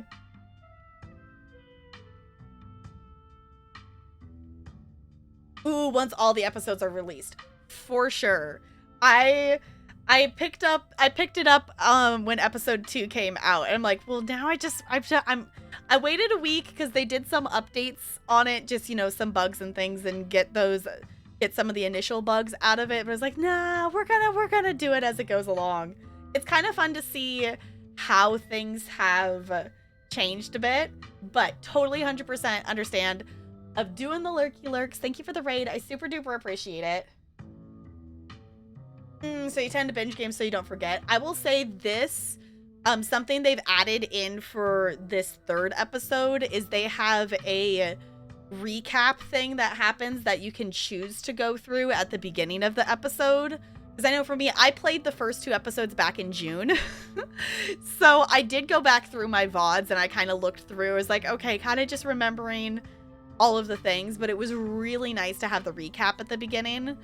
And it kind of played it off as like it was our dream we had during the night. And then when you wake up, it started the episode. And that was just a really cool transition of how that worked. So that's the thing too. There's the notebook in here. So the notebook makes points of, you know, decisions you make. So that helps you kind of remember what you did in each episode. And also if you miss things, you can go back through and reread stuff as well. So it has some really super duper nifty features in terms of, you know, keeping track of the story and things like that. So, and I know Jessica has done multiple playthroughs of the first 2 episodes, and there's definitely, you know, if you wanted to check it out with this and then come back to it later, obviously you do whatever you want to do of how you want to check out the game. But there is a lot of replayability because you only get to have 2 traits. So every time you go through it, you can pick a different combination of the different traits that you can have. So, yeah.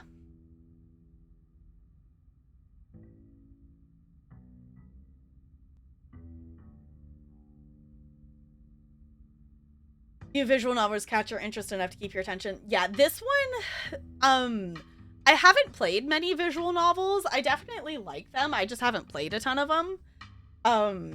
This one, I like the progression of the story. Something how they've changed it a little bit with this third episode, that you have like explore options in dialogue. When we played episode 1 and 2, you could click on literally every single explore one before you had to click on something to progress the story. Now it kind of makes it be a little bit more of a flow that you only get to pick like so many of how the conversation's going based on what you pick. So it's really interesting of how that develops relationships and stuff. So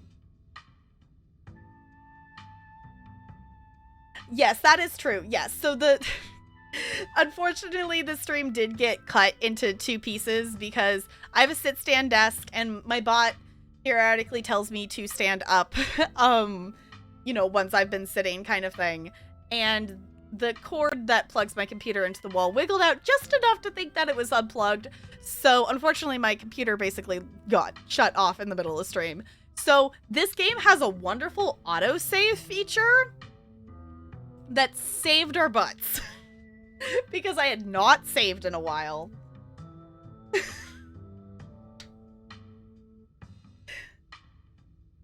Yeah, so it was fine. I just had to, you know, I just had to push the cord back in to turn the computer back on. And luckily we didn't lose any progress. Like, we lost like no progress because we had just transitioned to the start of a new scene, so it had just auto-saved. So we didn't lose any progress.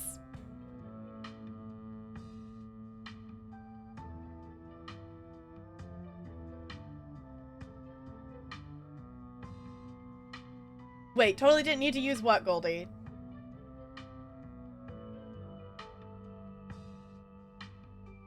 The power, yeah, it's fine. Oh, the autosave, yeah. Autosave is wonderful. Yeah, the other thing too that's a little silly with streaming this game is just, we found that this is the ideal spot for the webcam to be. We've kind of floated around the screen because normally I tend to have my webcam, ooh, whoa, no, wrong button. Ah! Wrong button. I normally tend to have my webcam over here, but then it covers things. So then I was like up here, and we've decided this is kind of the best place I can be.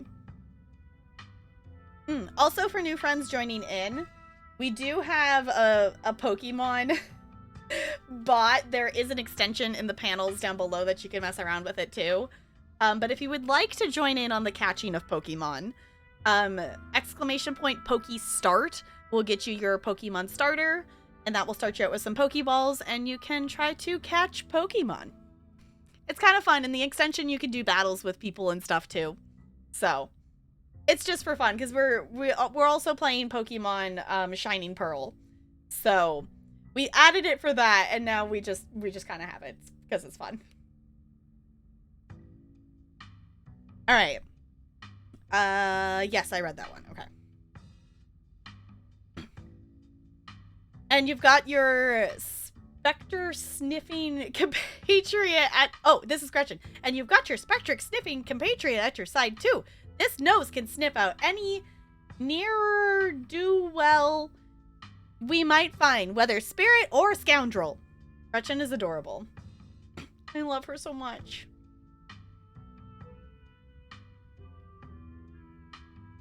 You're playing a game while Tap plays a game. Exactly. Never do well. Never do well. Y'all, we're reaching the point that it is almost 10:30 my time. I have been wordsing in front of children all day. We're reaching the limits of my wordsing ability. You love Digimon? I remember watching Digimon, like, as a kid. Not enough to, like, know the story or anything. Gretchen does, apparently, Goldie. Just say no, that's not fancy enough for Gretchen. Words are hard. Words are hard. Y'all, I appreciate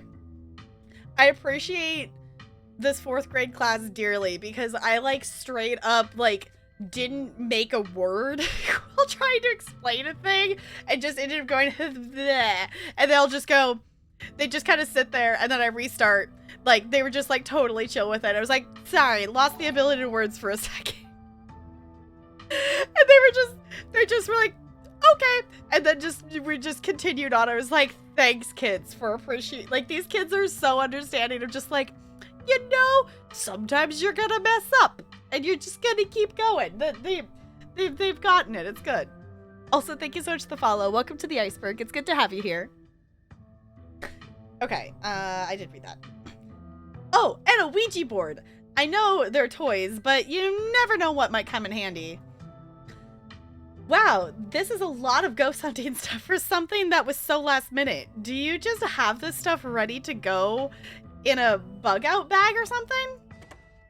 Of course I do. I actually stashed a couple of bags here overnight after I got back from the mines.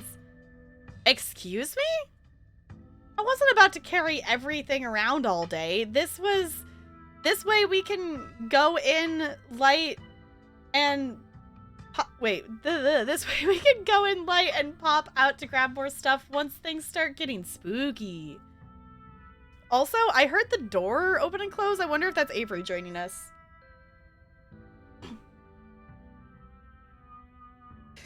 I mean, Trends, that's pretty much how it worked. It was just like, because at the beginning of each class, for any new friends, I am an elementary school dance teacher. So each class at 2 different elementary schools gets to come see me for 40 minutes a week for a dance class. So I like to start each class, like we start in the circle. I tell them what we're going to be doing today because I find that helps with like them knowing and keeping up with, you know, and following along with what we're doing for the class. But I was trying to explain it and then I was like, I just started like half a word and it just didn't work right. It just didn't work right. Thank you so much for the follow. Welcome to the iceberg. It's good to have you here. I heard like a door close in game or open in game. No, I have 2 cats. Chat will try to tell you that I only have 1 cat. I do actually have 2 cats. They do look a lot alike because they are sisters, but I do actually have 2 cats. Okay, I may never have found any compelling evidence of ghosts, but that's not for lack of trying. After last night, I'm more than ready to try again. It is Avery. Awesome. Hey, hope I'm not too late. Have I missed any creepy paranormal stuff? Avery, glad you can make it. The more pairs of hands we have, the more equipment we can carry. Sure thing. Always happy to offer a hand or 2. Glad there'll be someone else with a level head in there tonight. Whoa, is that an EMF reader? I've never seen one in person. Look at all this stuff. Spirit box, parabolic microphone. Y'all covered all your bases. Maybe I spoke too soon.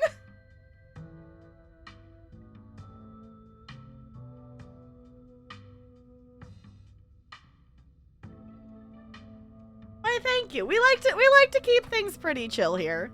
Okay, we're gonna do the magic effect of the desk is gonna swap. Ready? Ready? Like.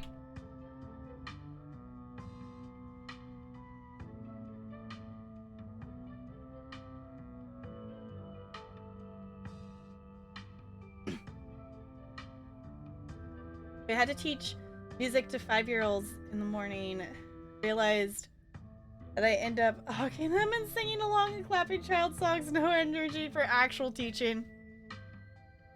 Well, I mean, with 5-year-olds at that point, like, when I do stuff with the kinders, it's a lot of, you know, follow along things, and I use a lot of different videos with them, and, you know, it's very much things that are, you know, a few minutes long, and then it's swapping and we're moving. We're doing something in the circle, and then we go to our dots, and then we go back to the circle, and then we're going all around the gym because that's about the attention span that they have for stuff.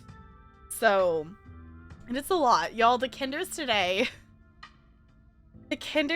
were so wild, and it's just the chaos stems from this trio of boys that they just, like, one of them it's because he's not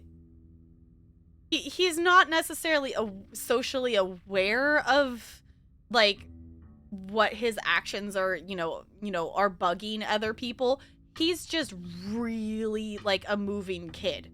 That he just is still learning to control his body and his space, because at home he gets to just run around and whenever, like, it doesn't matter, but at school, when you're standing in line, you can't just randomly start jumping and flailing your arms. The other 2 kids think they're best friends and then, like, get in yelling matches with each other and start running around the room. And these are, like, kindergartners, so keep in mind, it's, like, just over the littlest thing. While the other kids are just, like, following along, just like, oh my gosh, stop running around the gym. It's fine. It's fine. The 3rd graders today, actually listen to me. And the one of the third grade classes has super struggled this year. The third graders have really struggled. Today was the first day that I got through an entire lesson with that class. And the most bizarre thing about it, it was a day that they actually had a sub as their classroom teacher. So usually it's the exact opposite. Usually you get nothing done on days that the kids have a sub. Haven't done any singing while teaching. It's fun to do. Obviously, for you, it might not make as much sense to do that, but it is fun to do. I remember in college, we did a class that, this was before I was in the teaching program, that was basically like how to take songs and like rewrite the lyrics and make it work for different things and whatnot. Also, this is Bella. For anyone who doesn't know. This is Bella. She likes to come snuggle. Ella, for some reason, does not like me holding her in this chair. If I'm sitting on the bed, she's totally fine with snuggling. She doesn't like being snuggled in here for some reason. I don't know if it's that they just, like, they have their spaces. Like, this is Bella's spot to be snuggled. Like, this is Ella's spot to be snuggled. Because Bella will not let me snuggle her if I'm on the bed. Like, that's like Ella's domain, and this is Bella's domain. Yeah. Are you just gonna be the snuggly baby? Yeah. Okay. You know me, Kanika. I'm as level-headed as they come. I'm just not ready to rule out weird paranormal stuff. When people tell me they saw a ghost, who am I to say they didn't?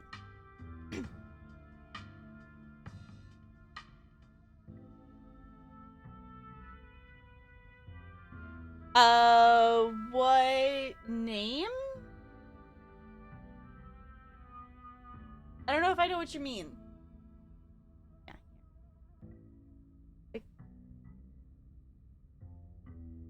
Oh, for me?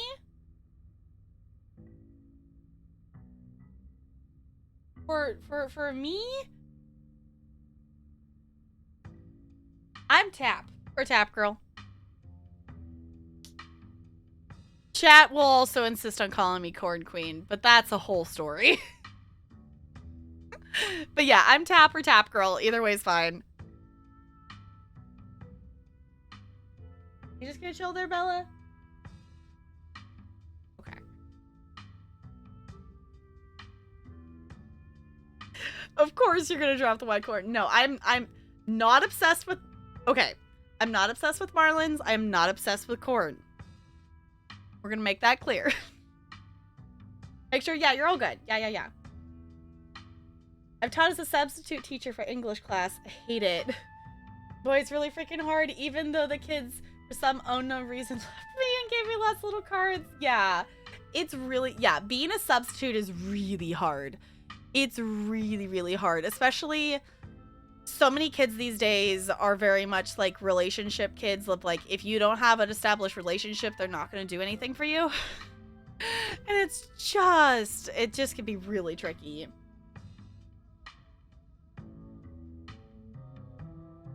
In case y'all haven't noticed, there's a couple of channel memes floating around. There's a reason there is a blue marlin back there. I do also have, I have the corn plush down there. I need to put the corn up there. I need to put that one up there still.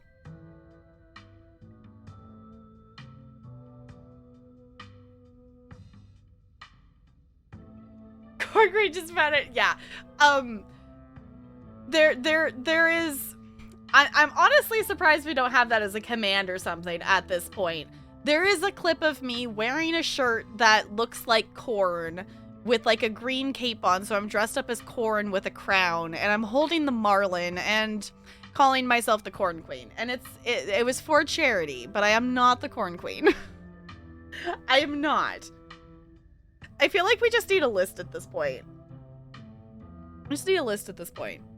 Also, I'm just gonna roll because I can. A 12. Okay. Anywho, no, I didn't read this one yet. Okay. I mean, y'all apparently saw some really unexplainable stuff on Monday, and then mine only collapsing again after 100 years while y'all were there? I'm just saying, anything seems possible right now. I've got a bad feeling about this. There are ditchleys in the bushes outside. Who knows how many more are lurking around here? Are those the monsters you saw in the woods? Just once I'd like to actually see some of this stuff myself. Trust me, you don't. If Sybil's right, we're only gonna see more of them as time goes on. We can't let them get in the way of things. With the exception of 2 kids of the entire school, the rest was nice and lovely. However, teaching at the end of the year out of nowhere and not knowing what they did before was something. Yeah, that could be super tricky. Sure, Bo. Sure, Mr. Salad Sultan. Okay, this whole town is one big supernatural death trap.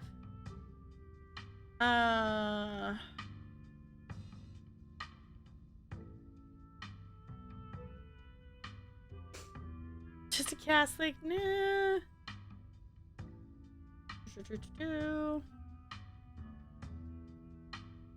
Those mines were chock full of ghosts last night.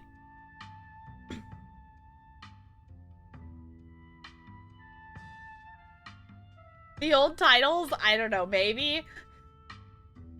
Also, Pokey, catch. Alright. After all my fruitless ghost hunts, I basically convinced myself that ghosts weren't real. But last night we saw some really convincing evidence. Especially those figures you mentioned. Though I'm still 50-50 on whether they were cryptids or cryptids or ghosts. Hopefully, whatever happens tonight will help clear that up. I can't wait to wander through Oscar's house for a few uneventful hours before getting Rosalina tucked into bed. I could use a nice quiet night after everything we went through.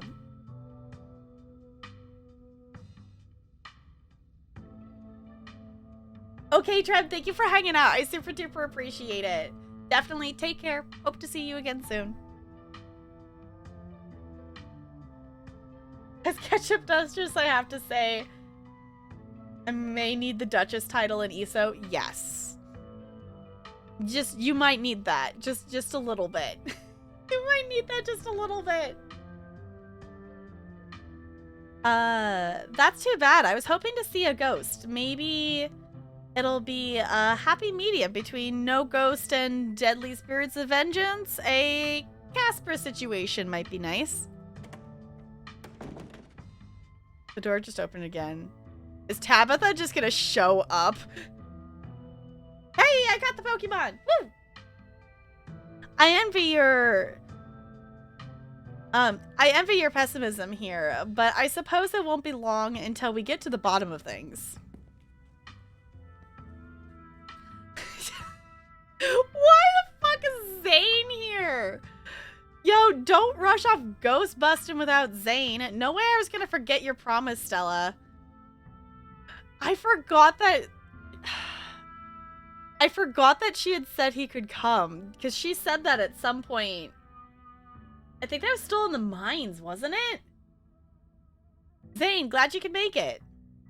I was confronted with my own morality for the first time yesterday, so I'm desperate for answers about the afterlife to ease my troubled mind.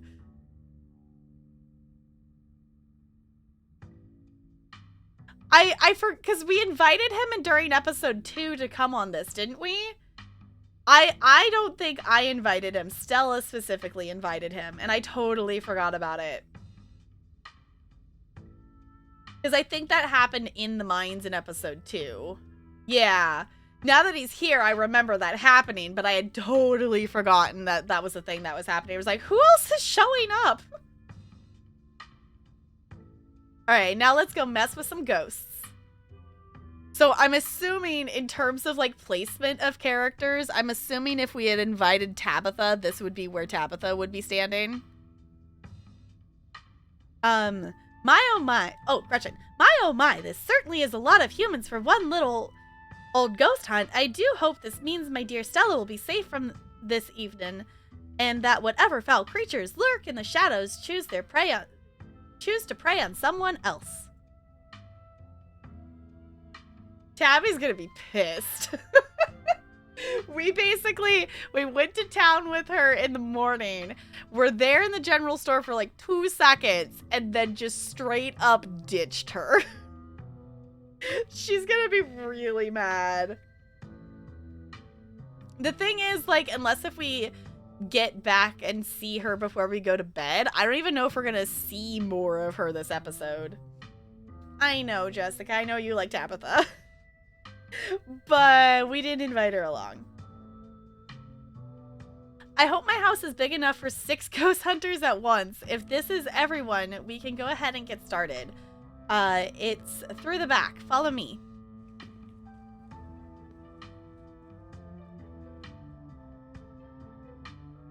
Wait, where's the cat? Oh, there they are. Okay. I'm like, where's the cat? The cat's over here. This is Pixel. Hey, human, kick ghost ass, okay? I missed my special tree. I was just very confused, just like, where are they? I love that we got to see him for a second. You and your companions grab some equipment from one of Stella's carefully stashed bug-out bags before heading towards the junction connecting Oscar's house and the library. Looks like the sun has almost set. This is when stuff usually starts to kick off. I haven't been back inside for about a week, so I have no idea what to expect. Hey. You didn't think you were you'd be doing this without me, did you?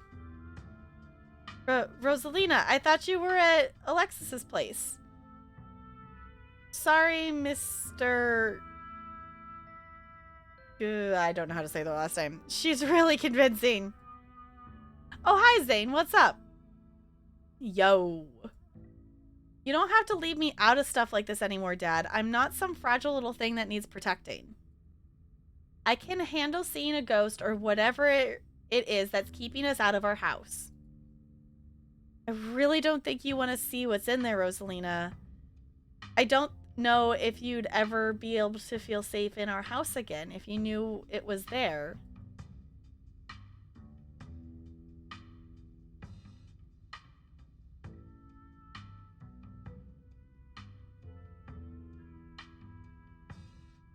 Yeah, everybody's here, apparently. Okay. I mean, Zane's coming. It's not like tonight is an adults-only event. She's got a good point, Mr. G. Yeah, I don't want to be coddled just because you're scared. Alexis and I can handle this. It's best to just give this pup the chance to face her obstacles head on. Take it from an old soul like me. Yeah, we can totally handle this. Okay, I'm sorry, Rosa. Just let me know if it gets to be too much and you want to leave, okay? Thanks, Dad. Now, let's get our house back.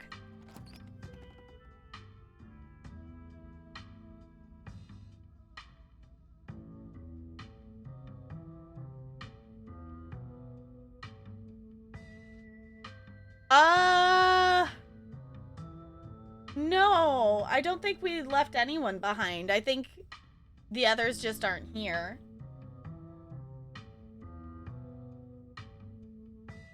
Well, we've lost Duke, but in terms of, like, the teens, everyone made it out of the mine. We didn't lose anybody in the mine. The only person we've lost so far is Duke.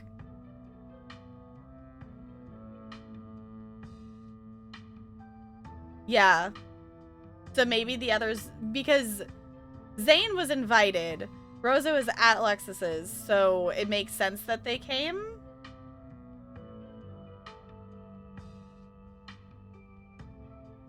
No, I don't think... No, because they made... I want to say they made it out at the last second because we did go back for them. No one died in the mines. We didn't lose anybody in the mines. The only person we've lost so far is Duke. All right, you all cross over the threshold and enter Oscar's living room. Family photos line the walls and stacks of books sit comfortably on wooden furniture. Okay, keen eye. Aside from the painting on the floor, this living room feels too normal, too human to be haunted. Okay, looks pretty normal for now. I don't remember that picture being on the floor, but that could be non-supernatural. None of my equipment is picking up anything around the picture. But I'll set up a camera in case it falls again. Could be important evidence. You might want to save your cameras for Rosalina's room. That's where I've seen the ghost manifest. I wonder if the ghost will even show with this many people around. Oh dear, could someone please warm the air back up? My joints are creaking in this dreadful chill. Wait, is it just me or does it suddenly feel colder? They're freezing temperatures.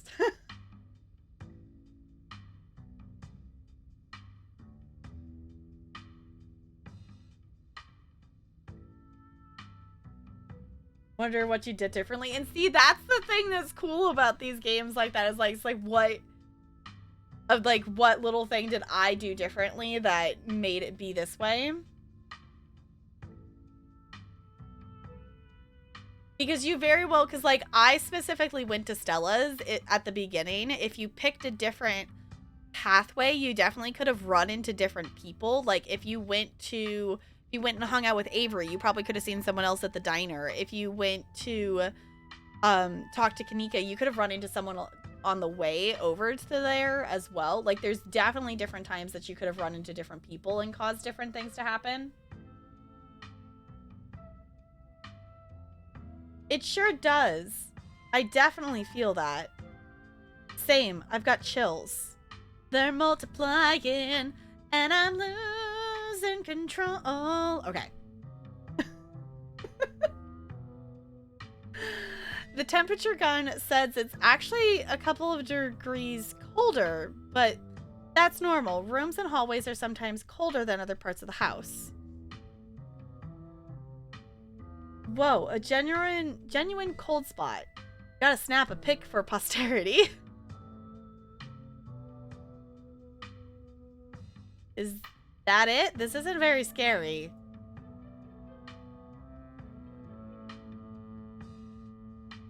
Alright,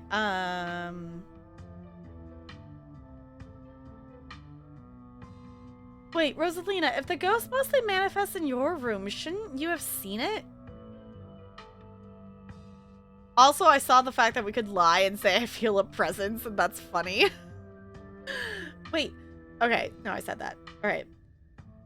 I've only seen the stain. Dad made me switch rooms with him before we moved out. I wasn't about to let my daughter sleep in a haunted bedroom. I spent most of my nights on the couch before we set up shop in the library. Even if there is something back there, I'm not scared of it. I'm mad at it. Y'all so brave. You're all so brave. I'd be terrified sleeping somewhere that might have a ghost. I love this. I feel a presence.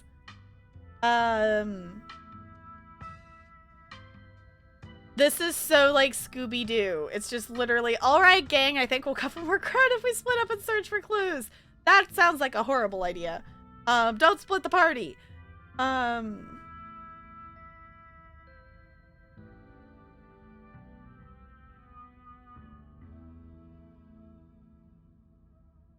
I do kind of feel like we should move to her room if that's where it is. I don't want to split the group up. We're gonna go... I'm gonna do this one. We're wasting our time here. Oscar said the ghost is in Rosalina's room. Yeah, but we don't have to rush there. I'm sure we can deal with it from out here, right? Stella, I've been meaning to ask, do you actually know how to get rid of ghosts? How exactly are we going to get rid of it once we find it? I mean, that is a very good question, Kanika. Well, my ghost hunting kit has symbols from every major religion, assorted holy books, and a bunch of salt and some jars for ectoplasm. And if worse comes to worse, we can always use the Ouija board to politely ask it to leave. Aren't Ouija boards super cursed? Are you sure that wouldn't make it mad or invite a demon into the house or something? That sounds like fun to me. We might as well try it, right? What's the worst that could happen? We make the ghost mad and it gives us more evidence? Sounds like a win-win. I think I'd rather not take the chance. One ghost is enough to deal with. I don't much like the thought of opening a door for something worse. Oscar speaking with at least some reason. Wow, you've never been this superstitious, Dad. This ghost really has you freaked out. Okay. Oscar takes a deep breath before continuing. Let's head to Rosalina's room. Follow me. That feeling again, like the mines, like the door to the clinic. A dusty, suffocating, dizzying feeling as something is in this house. So whether it's a ghost or something worse, you aren't sure. Whoa. This is where I've seen it. It appears on top of the stain. You mean this massive blood stain? It stinks to high heaven. Oh, that was Gretchen. Sorry. Pokemon!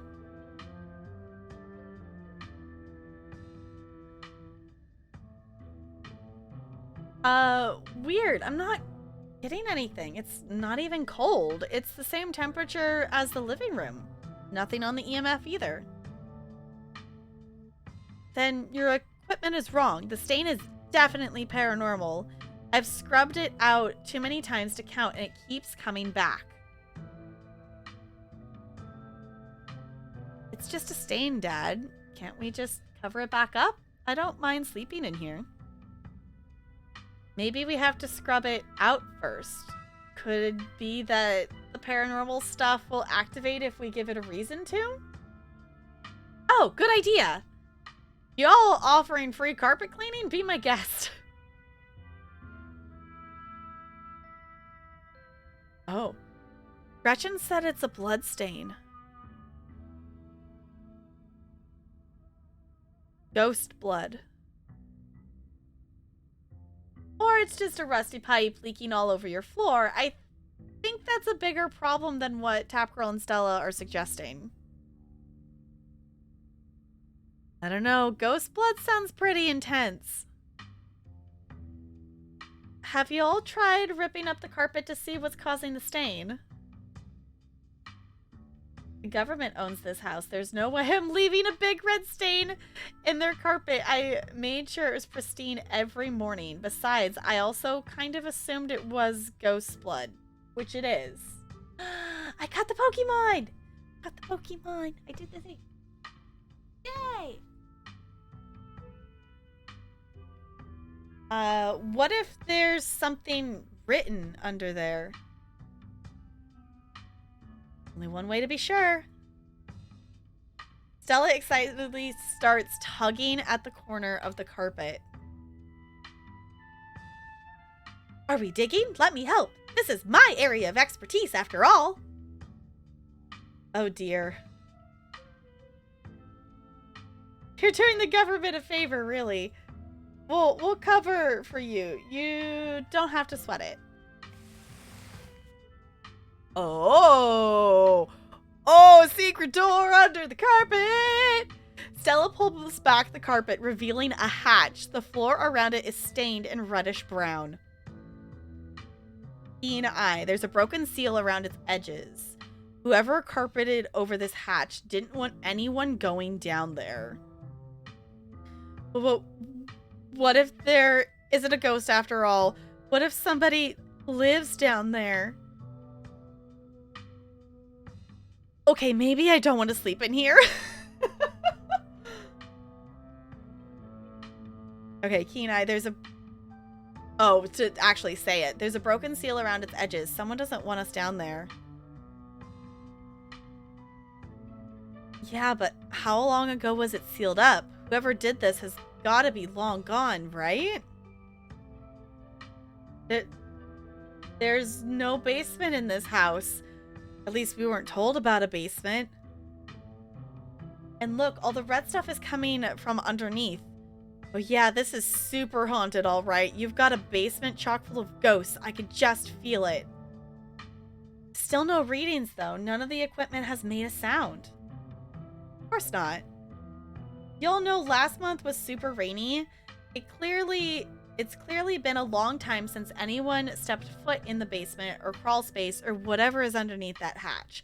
There must be a leak that flooded the whole area under the house. The water dissolved the chalk around the edge and it leaked through to the carpet, and it's red because North Carolina has red Hester. It's simple as that. I mean, Kanika's talking possibly some sense there, but also with everything else that's going on. Yes, Gretchen found the hatch. Does that mean Gretchen gets to escape then? It's not mud. It's blood. Human blood. I tested it. Maybe you tested it wrong? It can't be blood, right? Whatever it is, I need to know what's down there. I need to know what's been under my bed all these years. Yeah, there's an old hatch in the floor that someone tried to seal up. We're not leaving until we've explored every nook and cranny. Have you considered they may have tried sealing it up because it's unsafe? Uh-oh. Do you think the flooding could have made the house unstable? I'm all in on ghost hunting, but I don't know if I could crawl into another dangerous crevice. Yeah. I'm going for it. Of course Stella's going for it. Now it says Dave Kanika switching her stories. I know. I think she's just scared. I was like, Stella's just going to jump down there.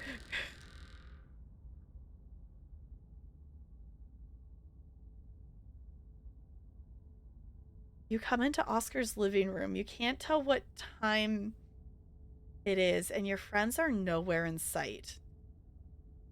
The building feels colder, and there's something about the air that feels wrong. It's stale, with an undercurrent of mold and earth.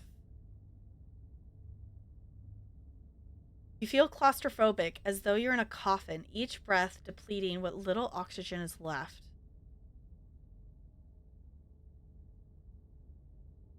Hello, is anybody here? There's no reply.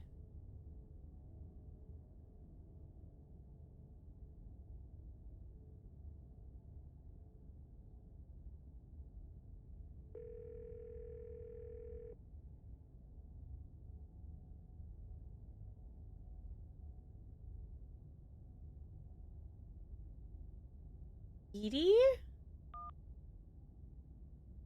You can hear something drop violently on the other end, and then a dial tone.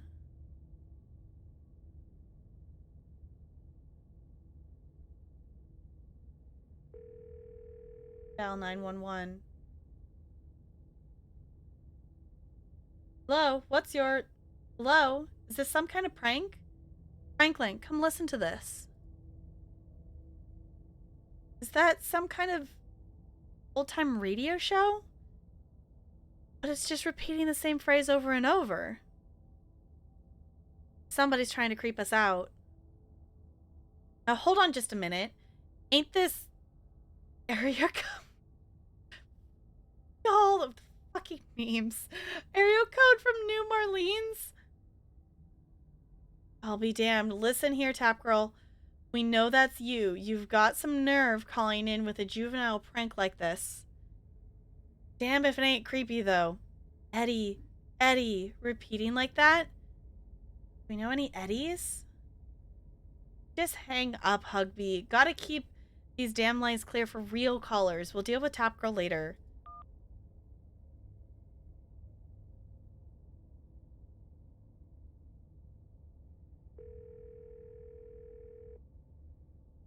Eddie?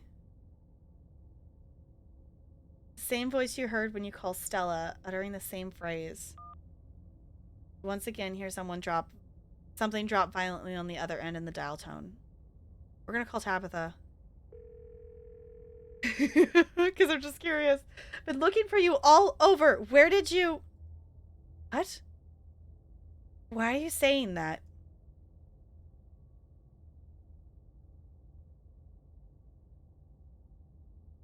I didn't say anything.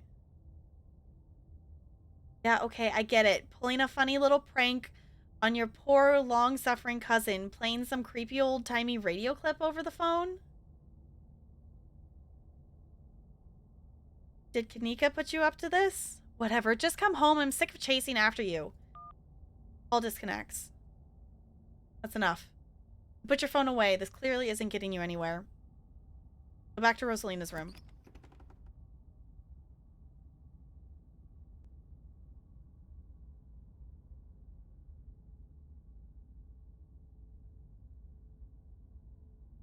I don't know. I don't know why we didn't talk over it, but it seems like we were talking over it with Tabitha, but that's all she still heard.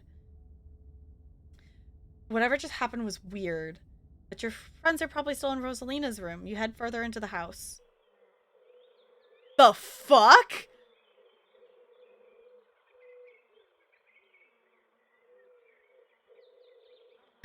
What? Something isn't right. It feels like late summer afternoon. The air is warm and wet, and the scent of flowers drift on the breeze. We've got like a ram. This is the statues from outside of the house. Like, outside of our room. There's ditchlings hiding in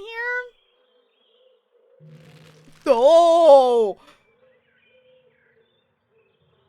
Movement stirs as a figure cloaked in shadow rises to attention. Bark, bark, woof, bark. Oh, we can't understand Gretchen. Who are you? What are you doing on my property? Holy shit, Stella, you scared me.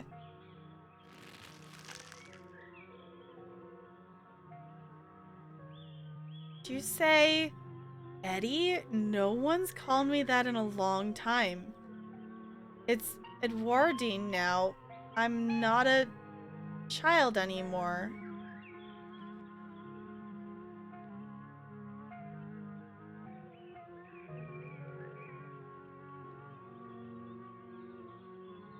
Eddie, that's the same name I heard over the phone.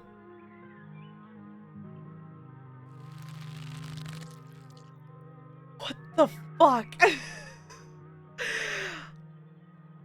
I wish I could say the same. You probably should have stayed gone, and you absolutely shouldn't have shown up here of all places. If you're caught, I don't think you understand what father might do.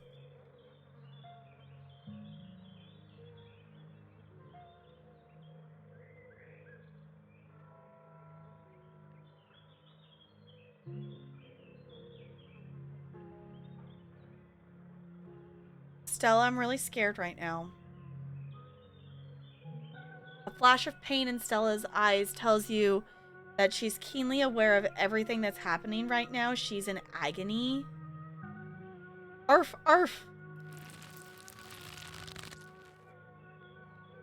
I can't. It's not that easy for me. My brothers were sent to the Western Front, and now I'm the only Scarlet left besides father. I have responsibilities, Charlie.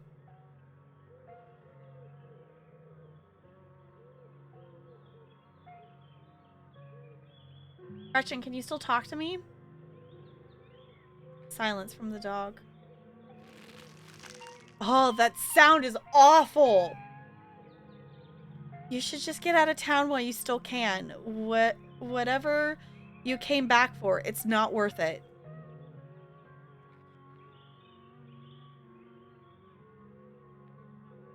I'll get you out of here, Stella, I promise.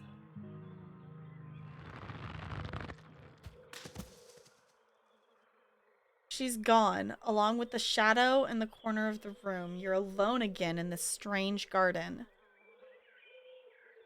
Follow her.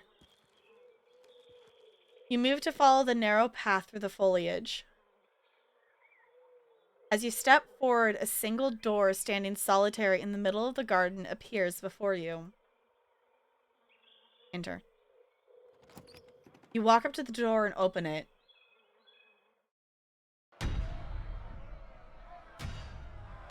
What the fuck did we get ourselves into?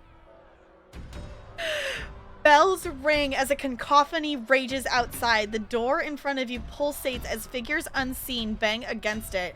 The shaded figure from the garden sits in the corner, ever so slightly more defined.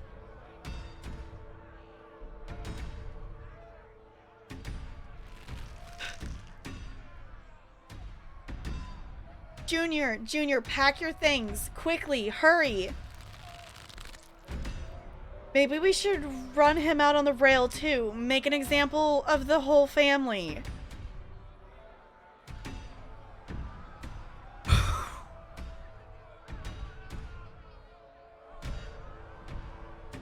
Jesus Christ, how many more times am I gonna get jump scared? Yep, that's what we're picking. Oh, I hate that sound. It's so bad. Okay. Please, he's only a child. We'll leave peacefully. Just give us a little time. They were only children, too. My boy was in there. Why should I give Junior here all the time in the world to gather his little toys and fancy clothes? My boy didn't have that kind of luxury. Okay, keen eye. The collapse. Junior leaving, Charlie returning. It's all starting to come together. They're the same person.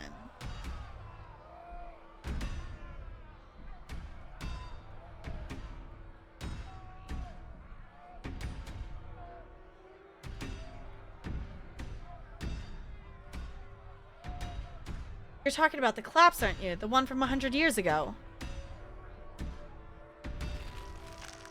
Don't listen to him, Charlie. Just keep packing.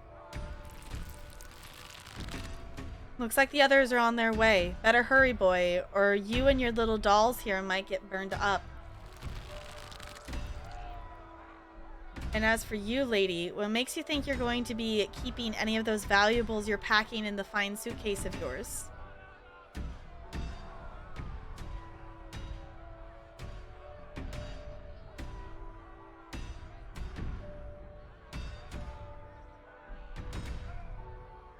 How many more rooms are there?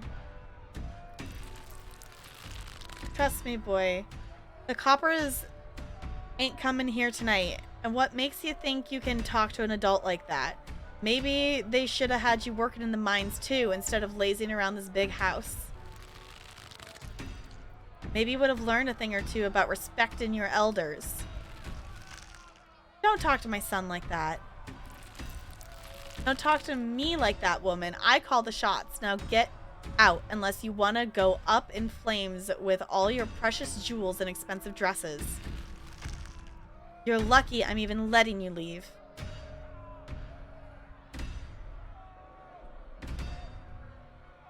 Am I supposed to be you? It's okay, Charlie. You can make new ones even better than these. It's good for him.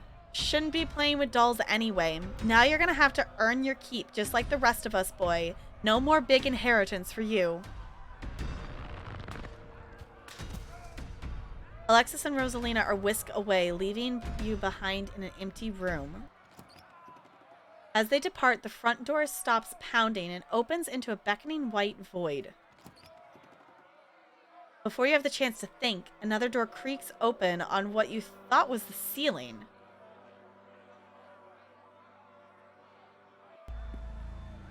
Oh! Wayne, there you are. This is quite the maze, isn't it? And absolutely crawling with these miserable little parasites. Bottom feeders. Run! I'm gonna vote run! You bolt for the door. You're outside and it's night, a false moon looming massive in the painted sky. Wayne is gone.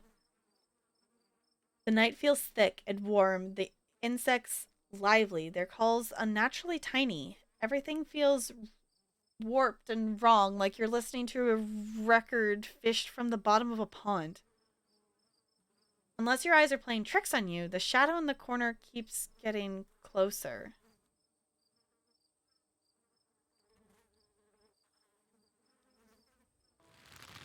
Oh, Nika, you poor dear. I've been keeping track of you scuttling around town like a tomcat. You've fallen hard for Miss Edwardine, haven't you?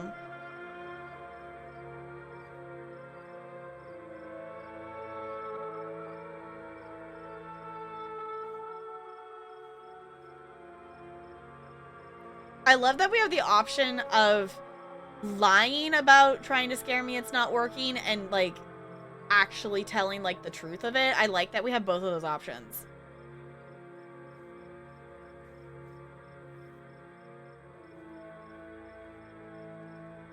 Who are you supposed to be? There's no need to be embarrassed. Your secret's safe with me. You know, I never did approve of what the Scarlets did to your family and what it did to the two of you youngins. Childhood sweethearts. Just think of how lovely it would be if you could just be happy together. That's what you want, isn't it? Are you mad because Edwardine and Charlie's romance didn't work out?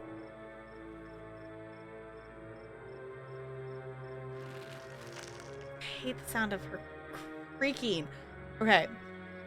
I'm sure by now you've realized the young lady doesn't plan on leaving with you, but it's not for lack of desire, as you well know. It's Enoch? Even if you dragged her over the town's limit, his hold over her would make sure neither of you were ever happy again.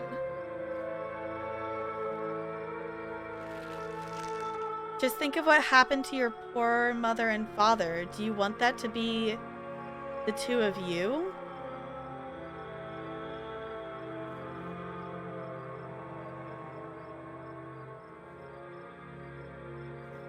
Your parents were driven out of town after the collapse. That's what happened in the last room, isn't it?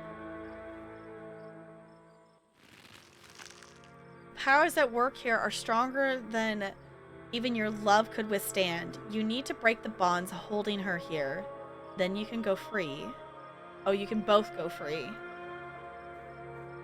No more misfortune. Not for you, not for anyone else bold enough to step foot outside the holler. Kanika mimes holding you something, though her hand is empty. Everything you need to know is on that map. What's this misfortune about stepping foot outside the holler? Is the town cursed? That's where you'll find them. You need her there. Then read what I've written down and be careful. Good luck to both of you. I hope you get your happiness. The shadow's gone too. And then she's gone. My God. Ooh, okay, we're sitting. Hold on. We're sitting for this.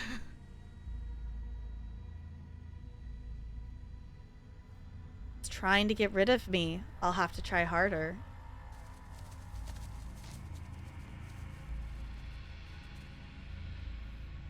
I want to try to talk to him. I see you finally let go of your fear. Good. Maybe we can be friends.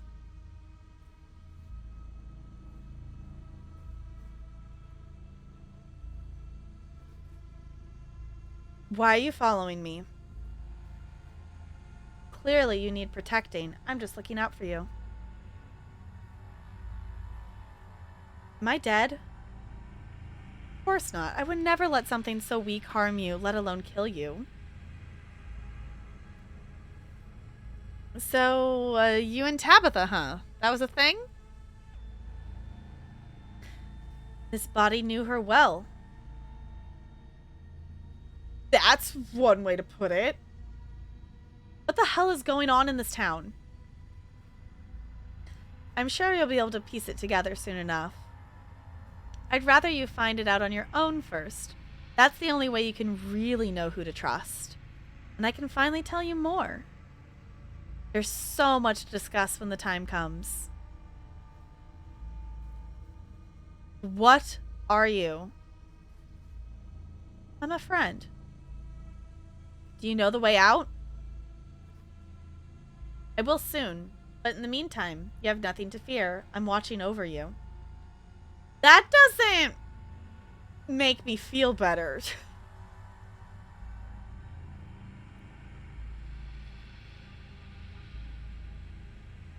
You know what? I'm going to leave it at that.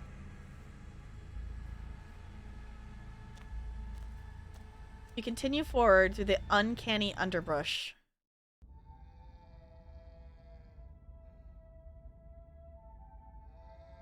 Once again, you find yourself separated and alone. A long wooden corridor stands before you, littered with bottles and rails. Okay. Is this gonna go through all of them? I hate it. A figure rises to attention, blocking your way. I'm afraid he doesn't have long. If there's anything you need to say to him, I'd say it now.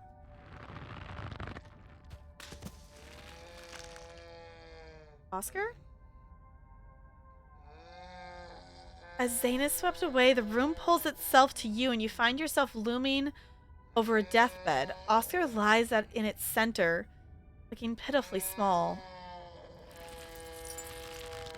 I'm sorry, boy. Sorry I let my troubles drive your mama away. And sorry those troubles mean I'm leaving you all alone now.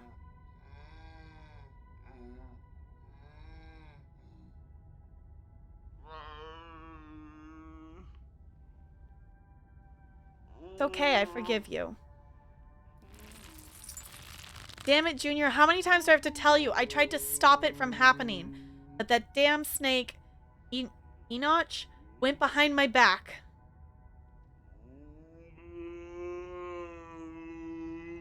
You're saying that Enoch was the one responsible for the collapse. You're right. I've been using that excuse for too many years. At a certain point, a man has to accept when he's dug his own grave. They may have run me out, but they didn't put the bottle in my hand. Still, they destroyed our legacy, boy. Both our names are cursed with that history. I'll be dead and gone soon, but I won't be able to rest. Not until our name is cleared. Not until you can pass on this name with pride. This is my only request, Charlie. Go back there. Tell people the truth. Try to find proof. I don't know what you'll have to do, but please. I know I ain't been the best father, but I'm no murderer.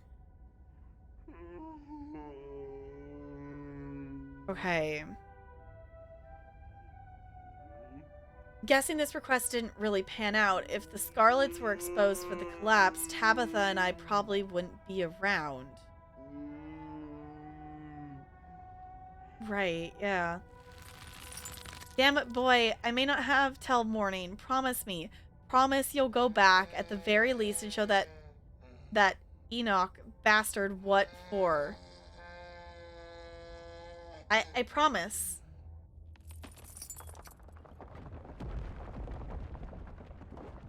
You watch as Oscar's body seizes and falls through the sheets, taking the rattling pile of bottles with him. Such theatrics. Where's Wayne? Oh, her face changed. Her face changed, and I hate it more now. Oh, God. Hi. Oh, he's right there. I was looking at the painting. And I didn't realize he was standing right next to me. Thanks. I hate it so much.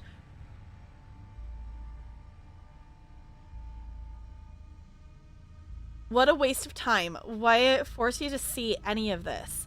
People always think their own experiences are so important, but what does any of it matter? I'm scared. I know, I'm scared too, Goldie. Fucking run. You bolt from the hole in the bed and dive in. There's the shadow again. It's getting closer. You find yourself pressed uncomfortably against the trellis, or against a trellis. A small castle sits off to one side of the wall, and the bars of a prison loom over both all of it. All of you.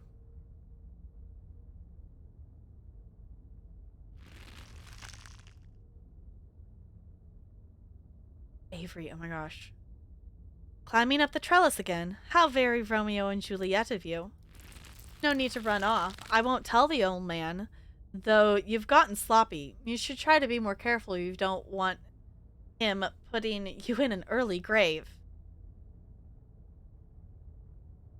Didn't see this area? Huh, okay. Did you invite Avery? Are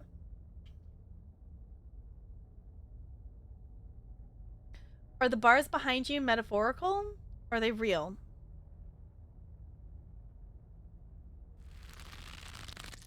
No, not one of her brothers. I'm a prisoner, another victim of the Scarlet's lies, like you, Charles Shaw. Who's Avery again? The one in the diner. The guy, the person that you meet them in the diner.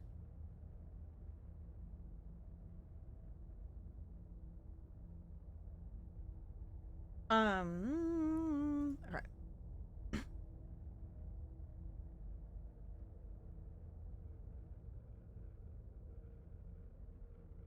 Ooh. Is this what's in the Forbidden Wing? Mere generation makes no difference. His blood runs in your veins, does it not? And now it runs in hers. Oh, now I'm kind of wishing we brought Tabitha along. Yes, it seems your little tryst bore fruit. And oh, will you ever be in trouble when the old man finds out?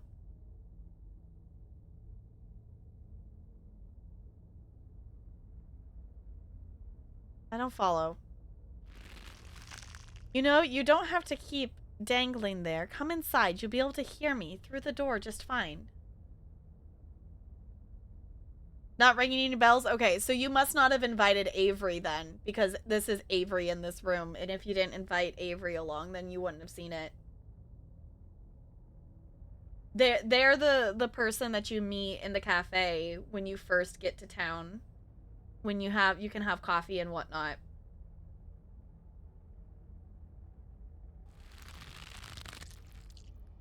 The world around you swirls, and you find yourself pulled to the other side of the wall, and a door bound by countless locks and chains pulsates before you.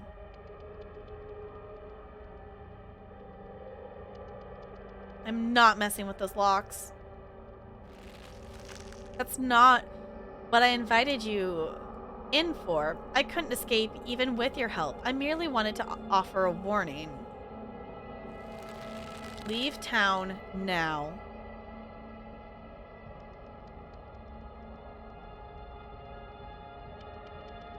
I wish I could.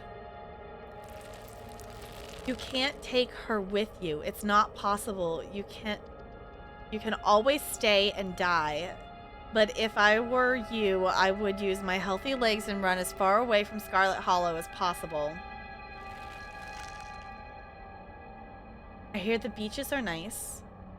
Why don't you take a permanent vacation there? That's interesting. Yeah, because this is all Avery talking, so you wouldn't have seen it. Because I'm assuming, like, if you invited Tabitha, you probably saw rooms that I'm not going to see. Also, the fucking creeping thing is still up there in the corner.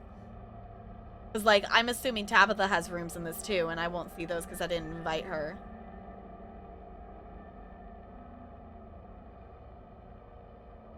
Why should I trust you? Ah, so you've been talking to the witch, then. How very interesting. Didn't invite either of them? Okay. Charlie, get away from the door. Don't listen to it. I promise we'll figure out how to free you soon. Stella, there can't be much more to these memories.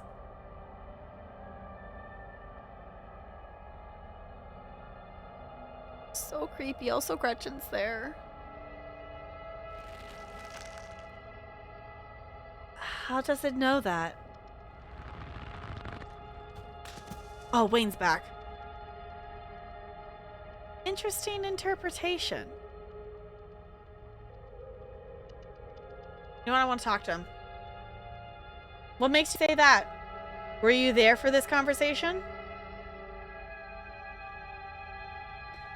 The wording is a little off, but it conveyed the meat of things well enough.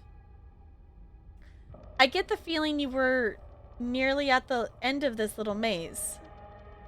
Oh, I get the feeling we're nearly at the end of this little maze. Stay close. Wayne disappears into the dark corridor. You follow close behind. Oh, I hate it so much. For the first time, you and Wayne enter a new room at the same time. The two of you finding yourselves huddled under a large table.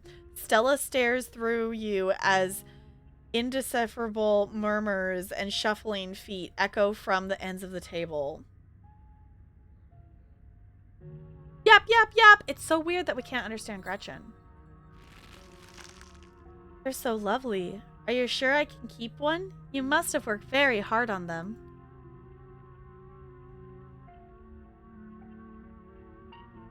Oh, that is true. The music. Okay, we're the kids now. This was extra creepy.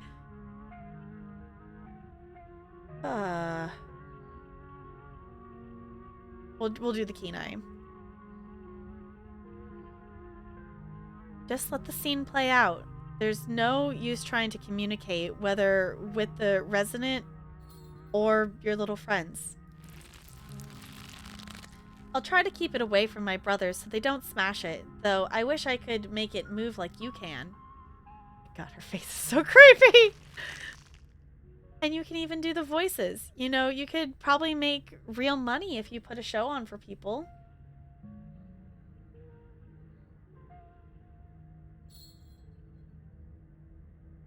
Oh, hi. Hello. Uh-huh. It's creepy. There's also creepy music playing. Okay. Okay. Solarian's home. Because, holy butts, when is it 11:30? Okay. Okay. You know what? I think I'm going to play along. That's the plan. And maybe you can come with me and we can both avoid the horrible things that are going to happen in this town.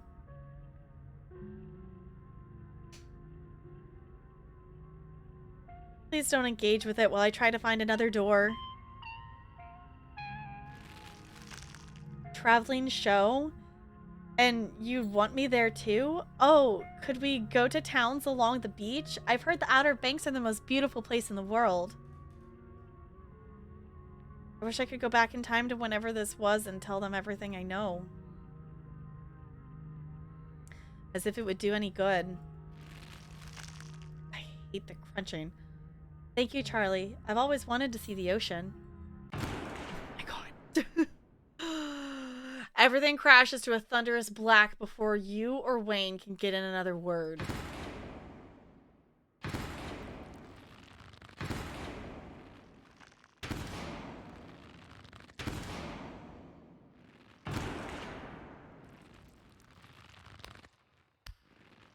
It's like they're puppets.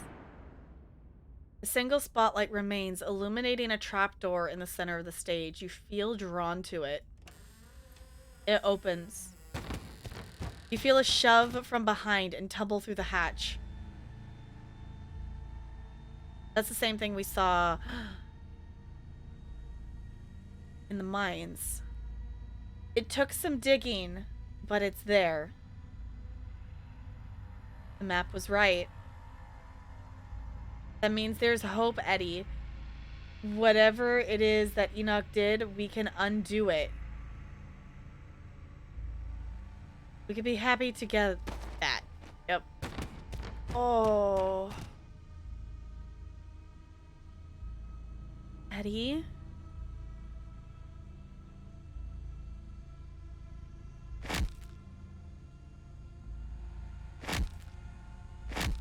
Ooh.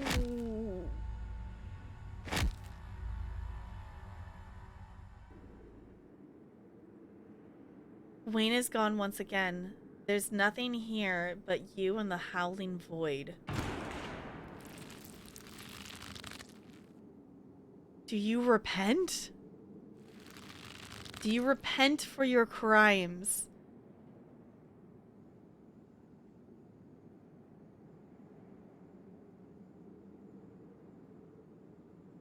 She's not here, but my cousin Tabitha's the one you want. I haven't stepped foot in this town before a couple of days ago. You must answer for the crimes committed by your scarlet blood. Until you do, I cannot die. I want to die. Please, I have been alone in the dark for so long.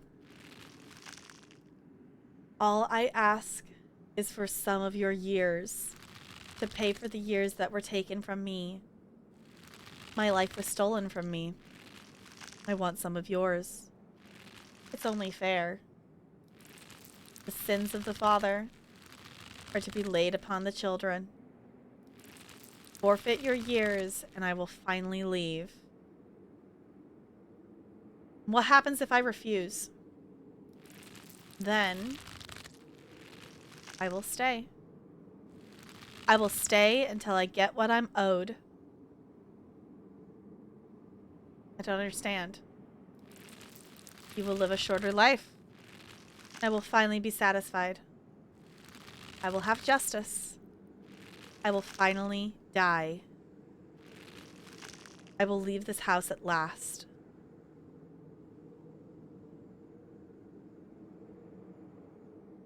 Yeah, yeah, yep, Jessica, just the nope.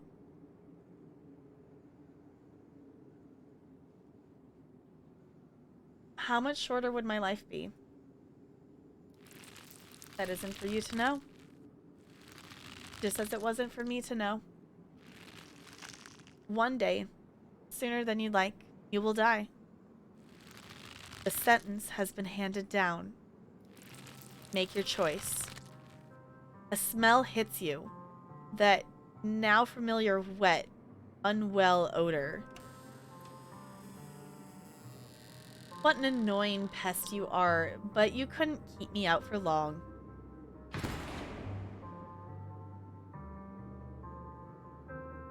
It seems we've exhausted its power. Holding all these bodies hostage must have been quite taxing. Come along, Tap Girl. It's desperate, but it has no power over you. There is no need to bow to the will of such a frayed and broken consciousness. Leave it to fester. But what about my friends? What happens to them if I just leave? They've already left. They're not a factor in this. Where will Oscar and Rosalina live if the ghost stays?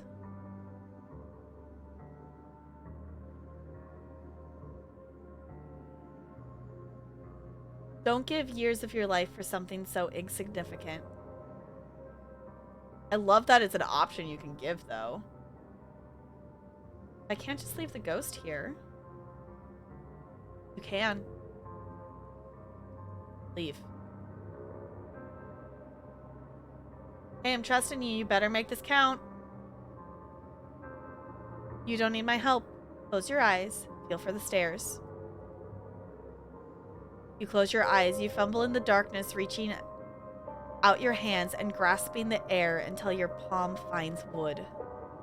It's the staircase. You can feel it under your hands. You begin your ascent. Good. You've made it out of the pit. His overpowering smells return as you place a confident foot on the wooden floor of what you assume must be Rosalina's room. You open your eyes. You try to hold your breath.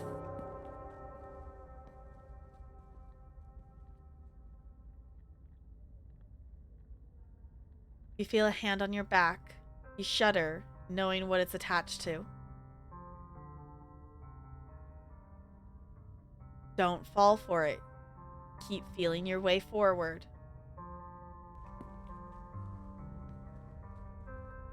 You continue. You feel the doorframe under your palm and the sturdy wall of the hallway beyond. Wayne's palm continues to gently urge you forward. You stumble into the corridor between the annex and the library. The real world is swimming back into focus. Good. The main doors are just ahead. You feel a shove as Wayne pushes you forward. You fall towards the entrance, your legs still unsure of the ground beneath you, and the doors fly open. You're outside. It's real this time. A cool autumn breeze blows small piles of dried leaves across the steps of the library. You made the right choice. It would have been easy to fall for its tricks. I'm proud that you didn't. He's seeing you. He leaves before you can say anything in response. Thank God you made it out, Tap Girl. I went to get Mom when I realized you hadn't left the library with the rest of us. I figured if anyone knew what to do, it'd be her. See, someone beat me to the punch. Sounds like you had quite the evening. My bones weren't meant to bend like that. I'm gonna be hurting for a few days at least. I suppose I'll have to find another place for me and Rosalina to stay. That was such a disaster. I'm so sorry to have brought you all into that house. I should have left the place to rot. You and Rosalina could always stay with us, Mr. G. I wouldn't want to impose on your parents like that. It's a lot to ask. I can figure this out. Holy moly.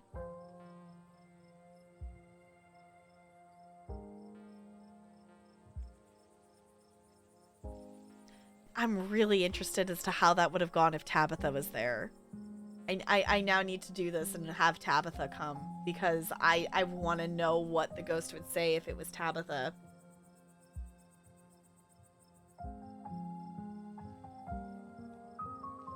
Impending doom coming over this town is more important than a single ghost. I have to be at my best if we're going to get to the bottom of this.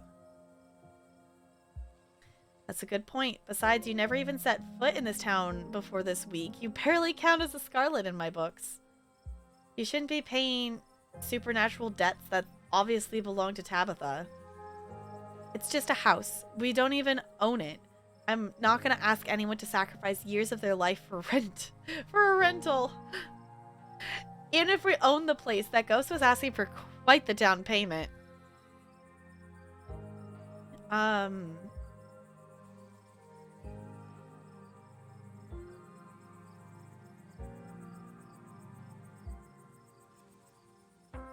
really sorry we couldn't get rid of your ghost, Oscar.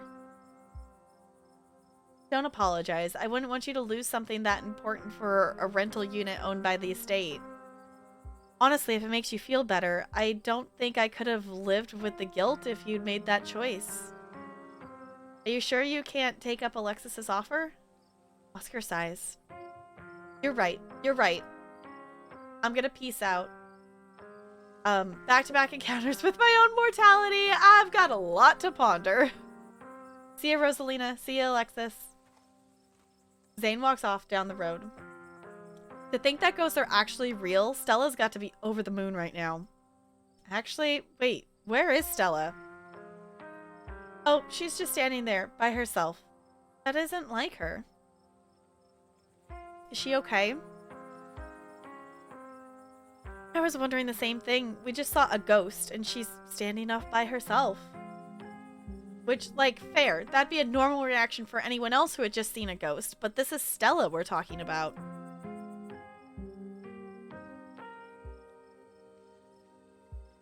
No, I'm gonna go talk to her. I'm gonna go check in on her. Hi, Gretchen. You walk over to Stella.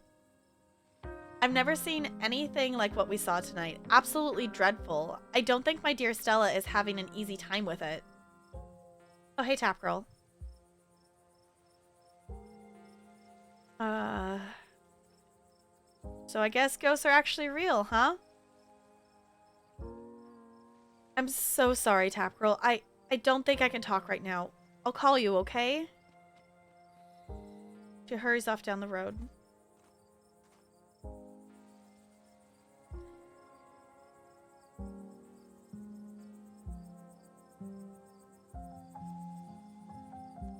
I guess she hit her limit. Did we go after her? She's a strong girl. She's had to grapple with a lot of turmoil in her life. She can handle an evening like this. All of you should be taking after Sella right now, to be honest. You've all been through something awful, and each and every one of you needs rest. Especially you, Kanika. We don't want that cold of yours to get any worse. God, what a disaster this whole night has been. I had no idea it would turn out like this. I'm so sorry, everyone. Stop apologizing, Dad. We're the ones who don't have a house anymore. We don't even have the library. There was another carving in there.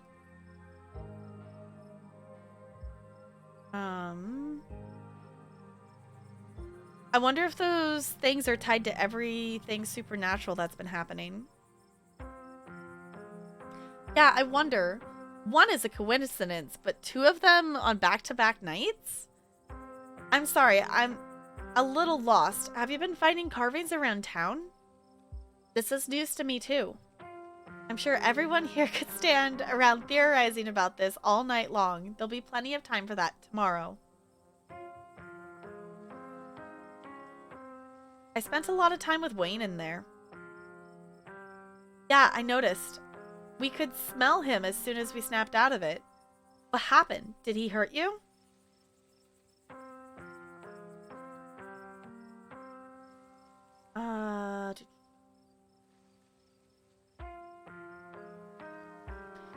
It was part of the reason I left the ghost behind. He really didn't want me to make the deal with it. Weird. It's like he has some sort of obsession with you, isn't it? We don't need to trouble Top Girl for details. No one pay any mind to that man. He's just a drifter. He'll be gone soon enough. In the meantime, steer clear and he won't make trouble. What do we do about the library? We can always board it up until the ghost goes away, right?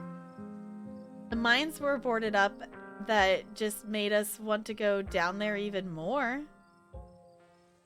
We can tell them it's mega haunted. Even if folks believe us, they'll just make them want to investigate it for themselves. Maybe we just say there's a gas leak. Sybil, is there any chance this goes away on its own? Not really an authority on these things, but it doesn't seem interested in fading away. Alright, that's settled then. We board it up. We say there was a gas leak. I just hope no one gets curious, I guess. It's the best we can do for now. Were you all conscious that whole time? Everyone glances at each other. Yeah. It was awful. Kind of fun too. But mostly awful. I'm pretty sure we remember everything. At least up until that guy showed up and snapped us out of it. Wayne. He's been following Tap Girl around. What did he say to you? Like I said, let's not trouble Tap Girl about him. Just stay away, all of you.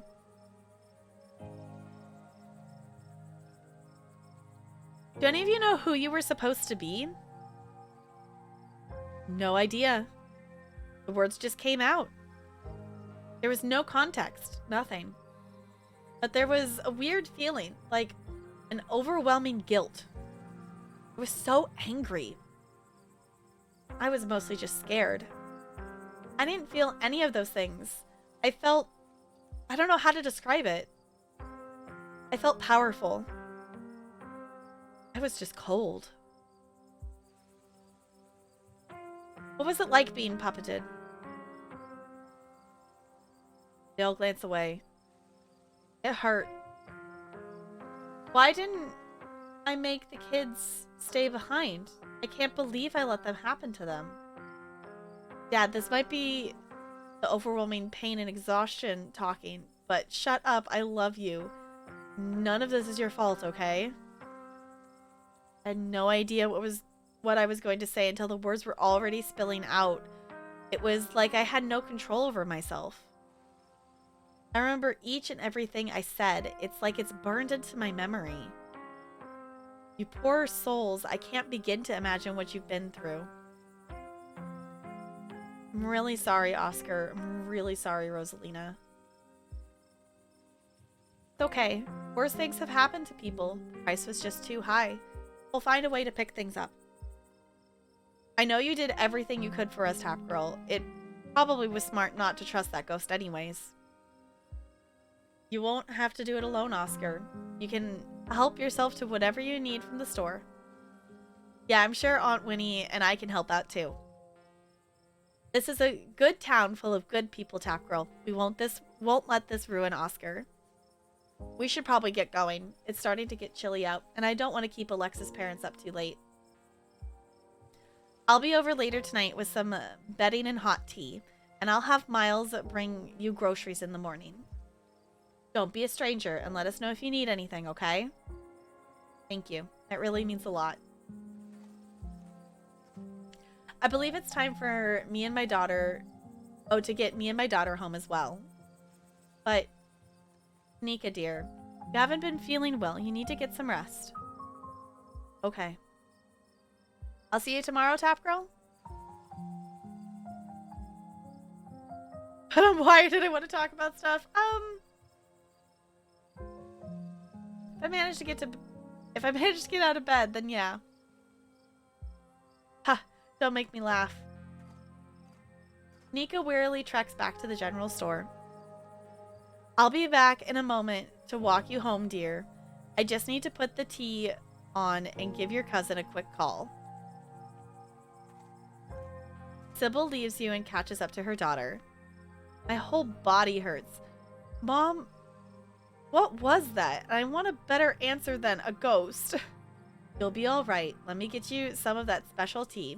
It's been working well, don't you think? I think ibuprofen would be better, but I gotta admit the tea has been nice. I'll put the kettle on as soon as we get home. I guess it's just the two of us now.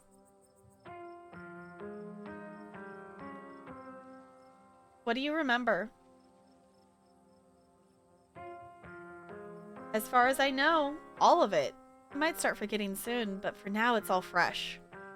The twisting wasn't the most pleasant, but even though I feel like I got tossed in a blender, it honestly made me feel so alive. So you don't regret coming along tonight? Look, that was a horrible experience that will stick with me for the rest of my days, and we failed to get rid of the ghost. But failure has a way of bringing people together, and hey, I got genuinely possessed back there. How many people could say they were possessed by a ghost? So you have no idea who you were? I could roughly place most of the others. None whatsoever, but I remember everything I said, and I remember that cold feeling. A prisoner of the Scarlets. I wonder what your family was up to back then. I guess we can add it to the ever-growing pile of mysteries. I guess you finally got some shared trauma with everyone now. Avery chuckles, grabs their ribs, wincing. Yeah, I guess I do, huh? I know tonight was horrific, but it was also thrilling, and knowing we all went through it together, it makes it easier. There are people to commiserate with tomorrow morning, when the soreness really starts to set in.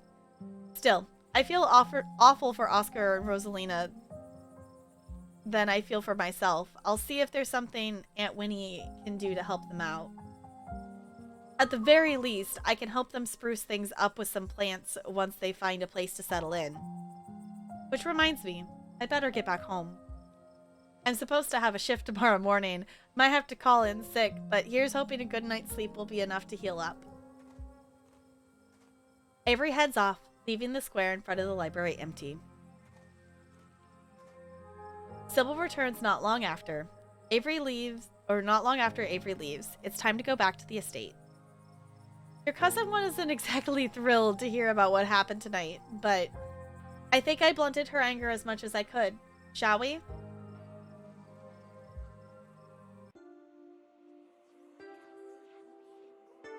Ditch lanes. There's ditch lanes. You once again find yourself along the long trek back up to the estate. The night feels cold, the crunch of leaves beneath your feet deafening in the quiet wilderness. Let's stop here for a bit. These old bones need a moment to rest. There are ditch lanes everywhere. There are, and I'm afraid they still would be this numerous even if you had managed to exorcise the spirit you encountered tonight. Its presence was merely a symptom of the rot in this place, rather than its cause. People are unfortunately just gonna have to get used to the sight of these things in the coming days. Are you a witch? She laughs, surprised by your question. No, dear, though some might call me one. I'm just an old woman who fancies herself a bit of a healer.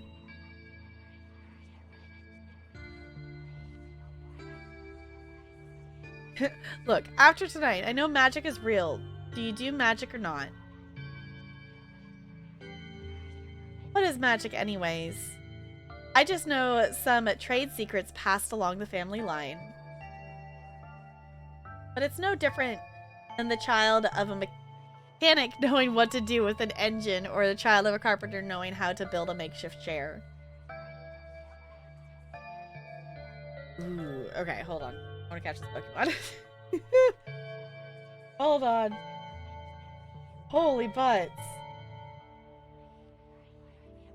I still feel like I'm just processing everything we saw in that wild room. Or the wild rooms in general. The whispering is... Wayne didn't want me to make a deal with that ghost. Of course he didn't. Some people will never understand the kind of sacrifice that was laid upon the table tonight. If you'd gone through with the deal, it would have been an affront to everything he is. That's enough rest for me. Let's carry on for a bit. You and Sybil walk deeper into the woods. You're getting closer to the estate. Something's gonna fucking happen. One last rest and we'll get you home.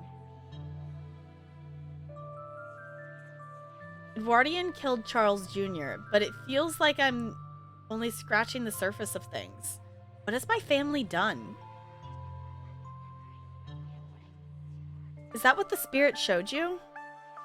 Your family built one of the most powerful coal empires in Appalachia. Appalachia. Those sorts of things don't come about without betrayal and bloodshed. These are all assumptions, of course. I'm just an old woman who enjoys her tea, and the Scarlet Empire is far older than these rattling bones.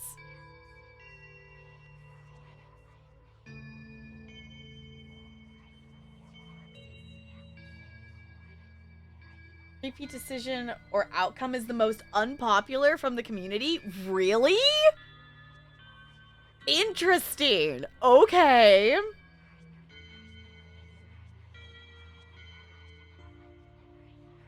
Okay, Looney, yes, we're definitely going late tonight. We're definitely going late tonight because no, we can't stop this. No, we gotta finish this.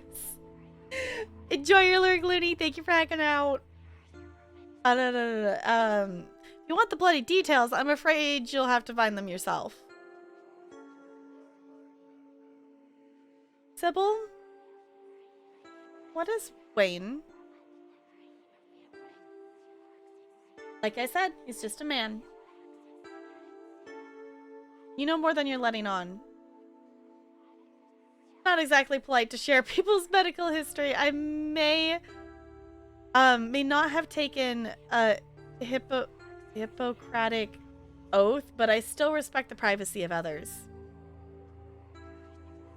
There was a stone carving of a goat's head and a pack of wolves in that basement. There's something similar in the mines last night, too. A circle of arms and chains. Both of them gave me visions. That meant something to her. Was there now? That's quite an interesting development. She reacted to that. She responded. She knows what the fuck. She knows something about that. Perhaps we can discuss these visions over tea tomorrow. See if we can piece things together.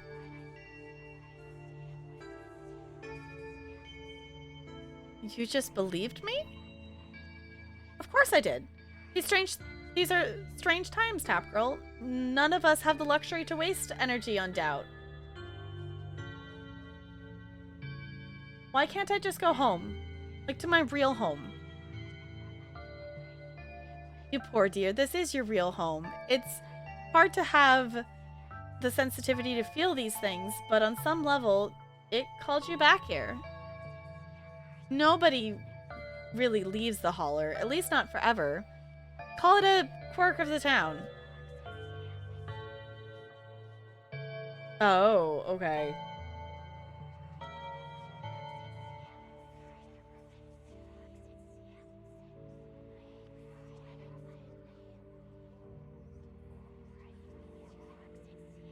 She believed me about seeing, like, the wolves and the, like, the seal thing. Seeing that and seeing the visions. She believed me.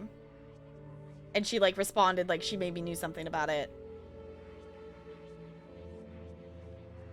Oh my god, you're right, aren't you?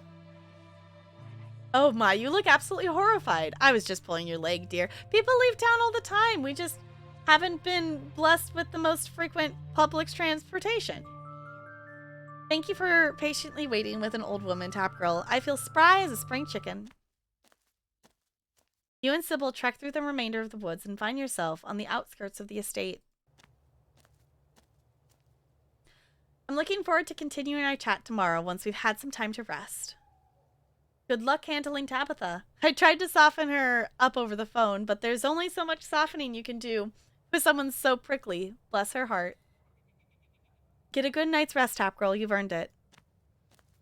Sybil heads back through the woods, leaving you alone to face Tabitha.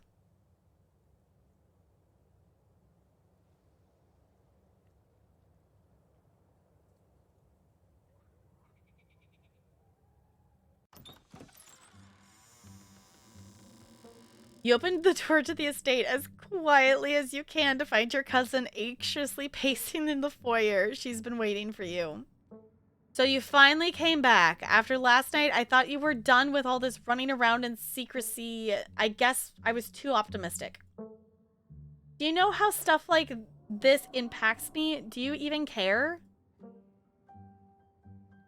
Look, a lot of scary stuff happened tonight. Just listen to me, okay?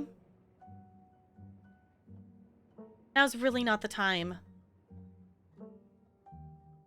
Oscar's house is haunted by the ghost of Charles Shaw Jr., who was murdered by Edwardian Scarlet. It wanted years of my life in exchange for leaving, but I wasn't about to give it what it wanted. Hey, at least she looks concerned. Is there a gas leak in the library or something? Do you realize how ridiculous you sound right now?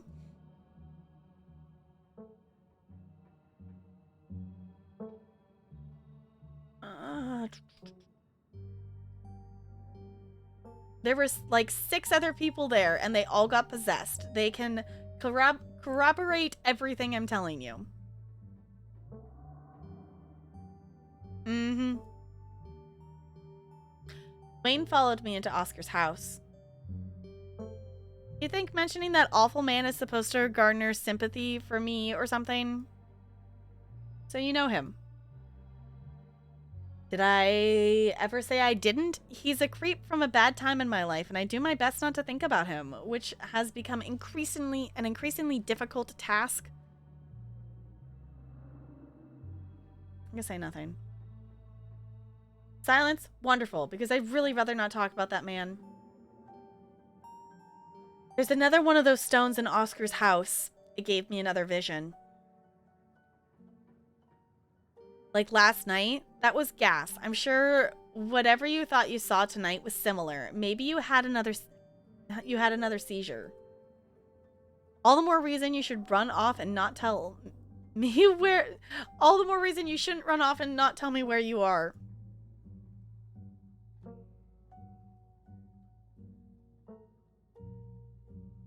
They've been telling me a lot about our family. I think we've done some terrible stuff, Tabitha. And all of it is probably your imagination because they're hallucinations stemming from either gas or, I don't know, your own guilt and exhaustion. City folk love to self-flagellate.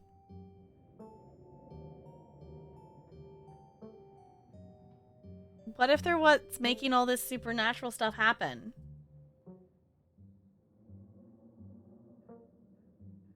What if they're... Okay. I've yet to see any evidence of the supernatural. This feels like a distraction from me being mad at you.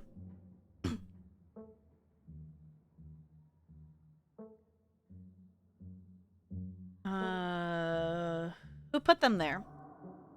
You expect me to know? They're probably some kind of ancient artifact. I'm not an archaeologist. Have you been getting enough sleep? You sound a little delirious. You know, I'm gonna leave it at that.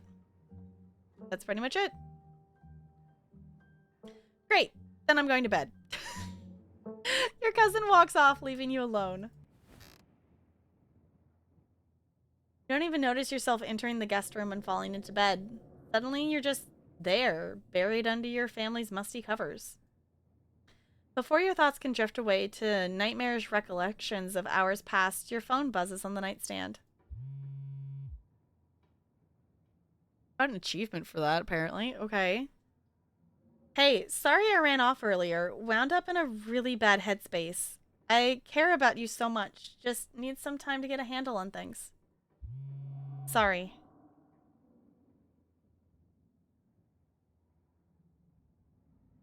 Call her. Go straight to voicemail.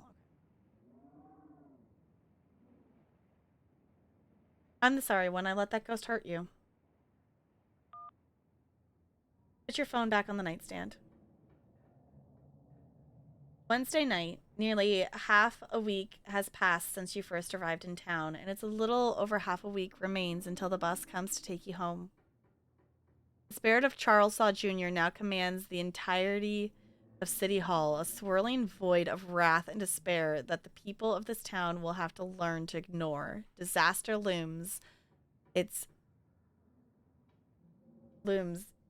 tallest yet over Scarlet Hollow. Ah. Oh.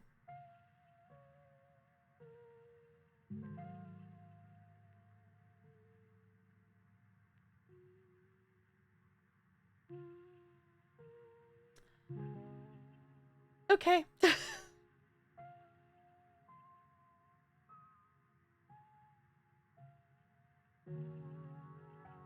Why? Why are we looking at this again? Oh, oh, no. No, I don't like that. No.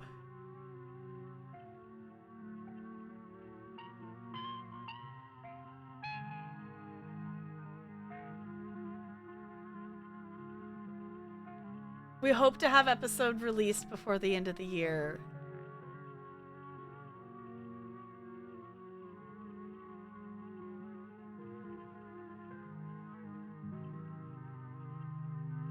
No, I'm gonna do the double save.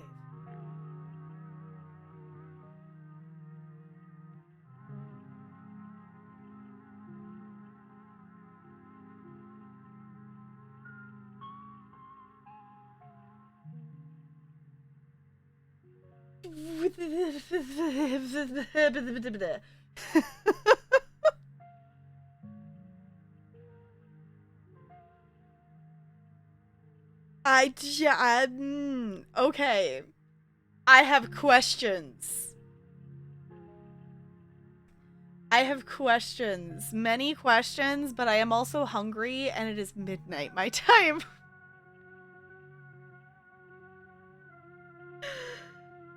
Play this soon. Yes. Jessica, also, can I entice you to bring Tabitha along? Because I really want to know what happens if Tabitha's there. I really want to know if what happens if Tabitha gets dragged into that too. Oh my gosh. Okay. You will? Okay, it's like, I figured you probably would take her. Oh my gosh. Okay. I'm realizing this is like, it's a click-through thing. Oh,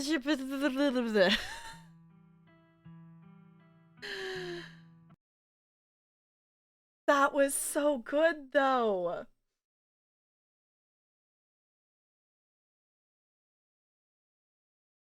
That was, oh my gosh. Words. Words are difficult. Yes, stream it, Jessica. I want to watch you play it. Stream it. Yes, we could talk tomorrow more about it once my brain has like processed. But also my words are tired of word saying and I'm gonna go drink tea. Cause y'all, I should have just made tea earlier because I just didn't even think about it. That was a lot of reading after an entire day of teaching. So in the meantime, we are going to go send the love over to somebody. So I'm going to push this button here. So if you want to do any of the socials and things like that, feel free to check those out. Hover's super duper awesome if you're looking to check out different game clips and things like that. Also, just because it's a cool thing, in terms of, I don't want to call stream milestone. I don't know, cool stream number thing. Y'all, the channel here officially has over 40,000 views, which feels like a lot of views, but we hit 40,000 views tonight.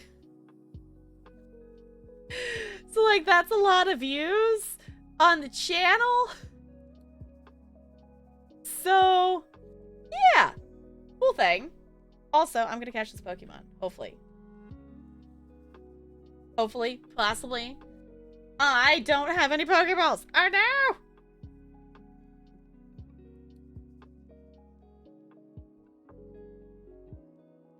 Yeah. How about now? There it goes. Okay. Awesome. Let's see.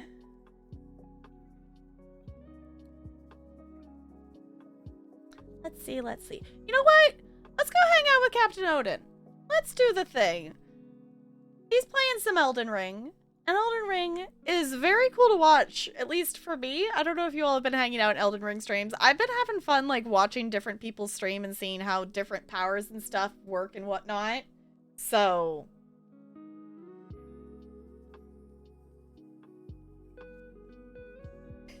I know, it's like, we're late in the sense that usually I end stream earlier than this, but I'm like, no. Like, I was like, well, maybe we pause and then we finish it tomorrow, and then, like, 2 seconds later, we went, like, we were, like, there was a hatch, and I'm like, nope, we're going through this. Need to play more of it? Yeah, it looks really cool. It looks really super cool. So, if you would copy and paste one of those raid messages, it doesn't have to have my emotes, whatever emotes make you happy and things like that. We're gonna send the love over to Captain Odin, who's also a wonderful Plant Army team member. They do play a lot of Final Fantasy on their channel as well, but they're currently playing some Elden Ring. And yeah. Well, then it was just a snowball of effect of that we needed to read all the things, and it's fine. Yeah, I was like, I knew, like, I kind of figured tonight, it was like, well, even if I read fast, we're still gonna talk, and I'm still probably gonna end up late, which is fine. It's the weekend, it's fine. So, thank you all for hanging out. I will be back tomorrow with some Horizon Forbidden West is the plan. I gotta swap over the capture card and stuff and whatnot. Yeah, thanks for hanging out and going on the, I don't even know what that adventure was. Whatever that was. I appreciate it. All right, I'm gonna swap over here so we can stare at the cute penguin on our way out. Thank you all for chilling. I'll see you all real soon. Goodbye. Goodbye, goodbye, goodbye, goodbye, goodbye.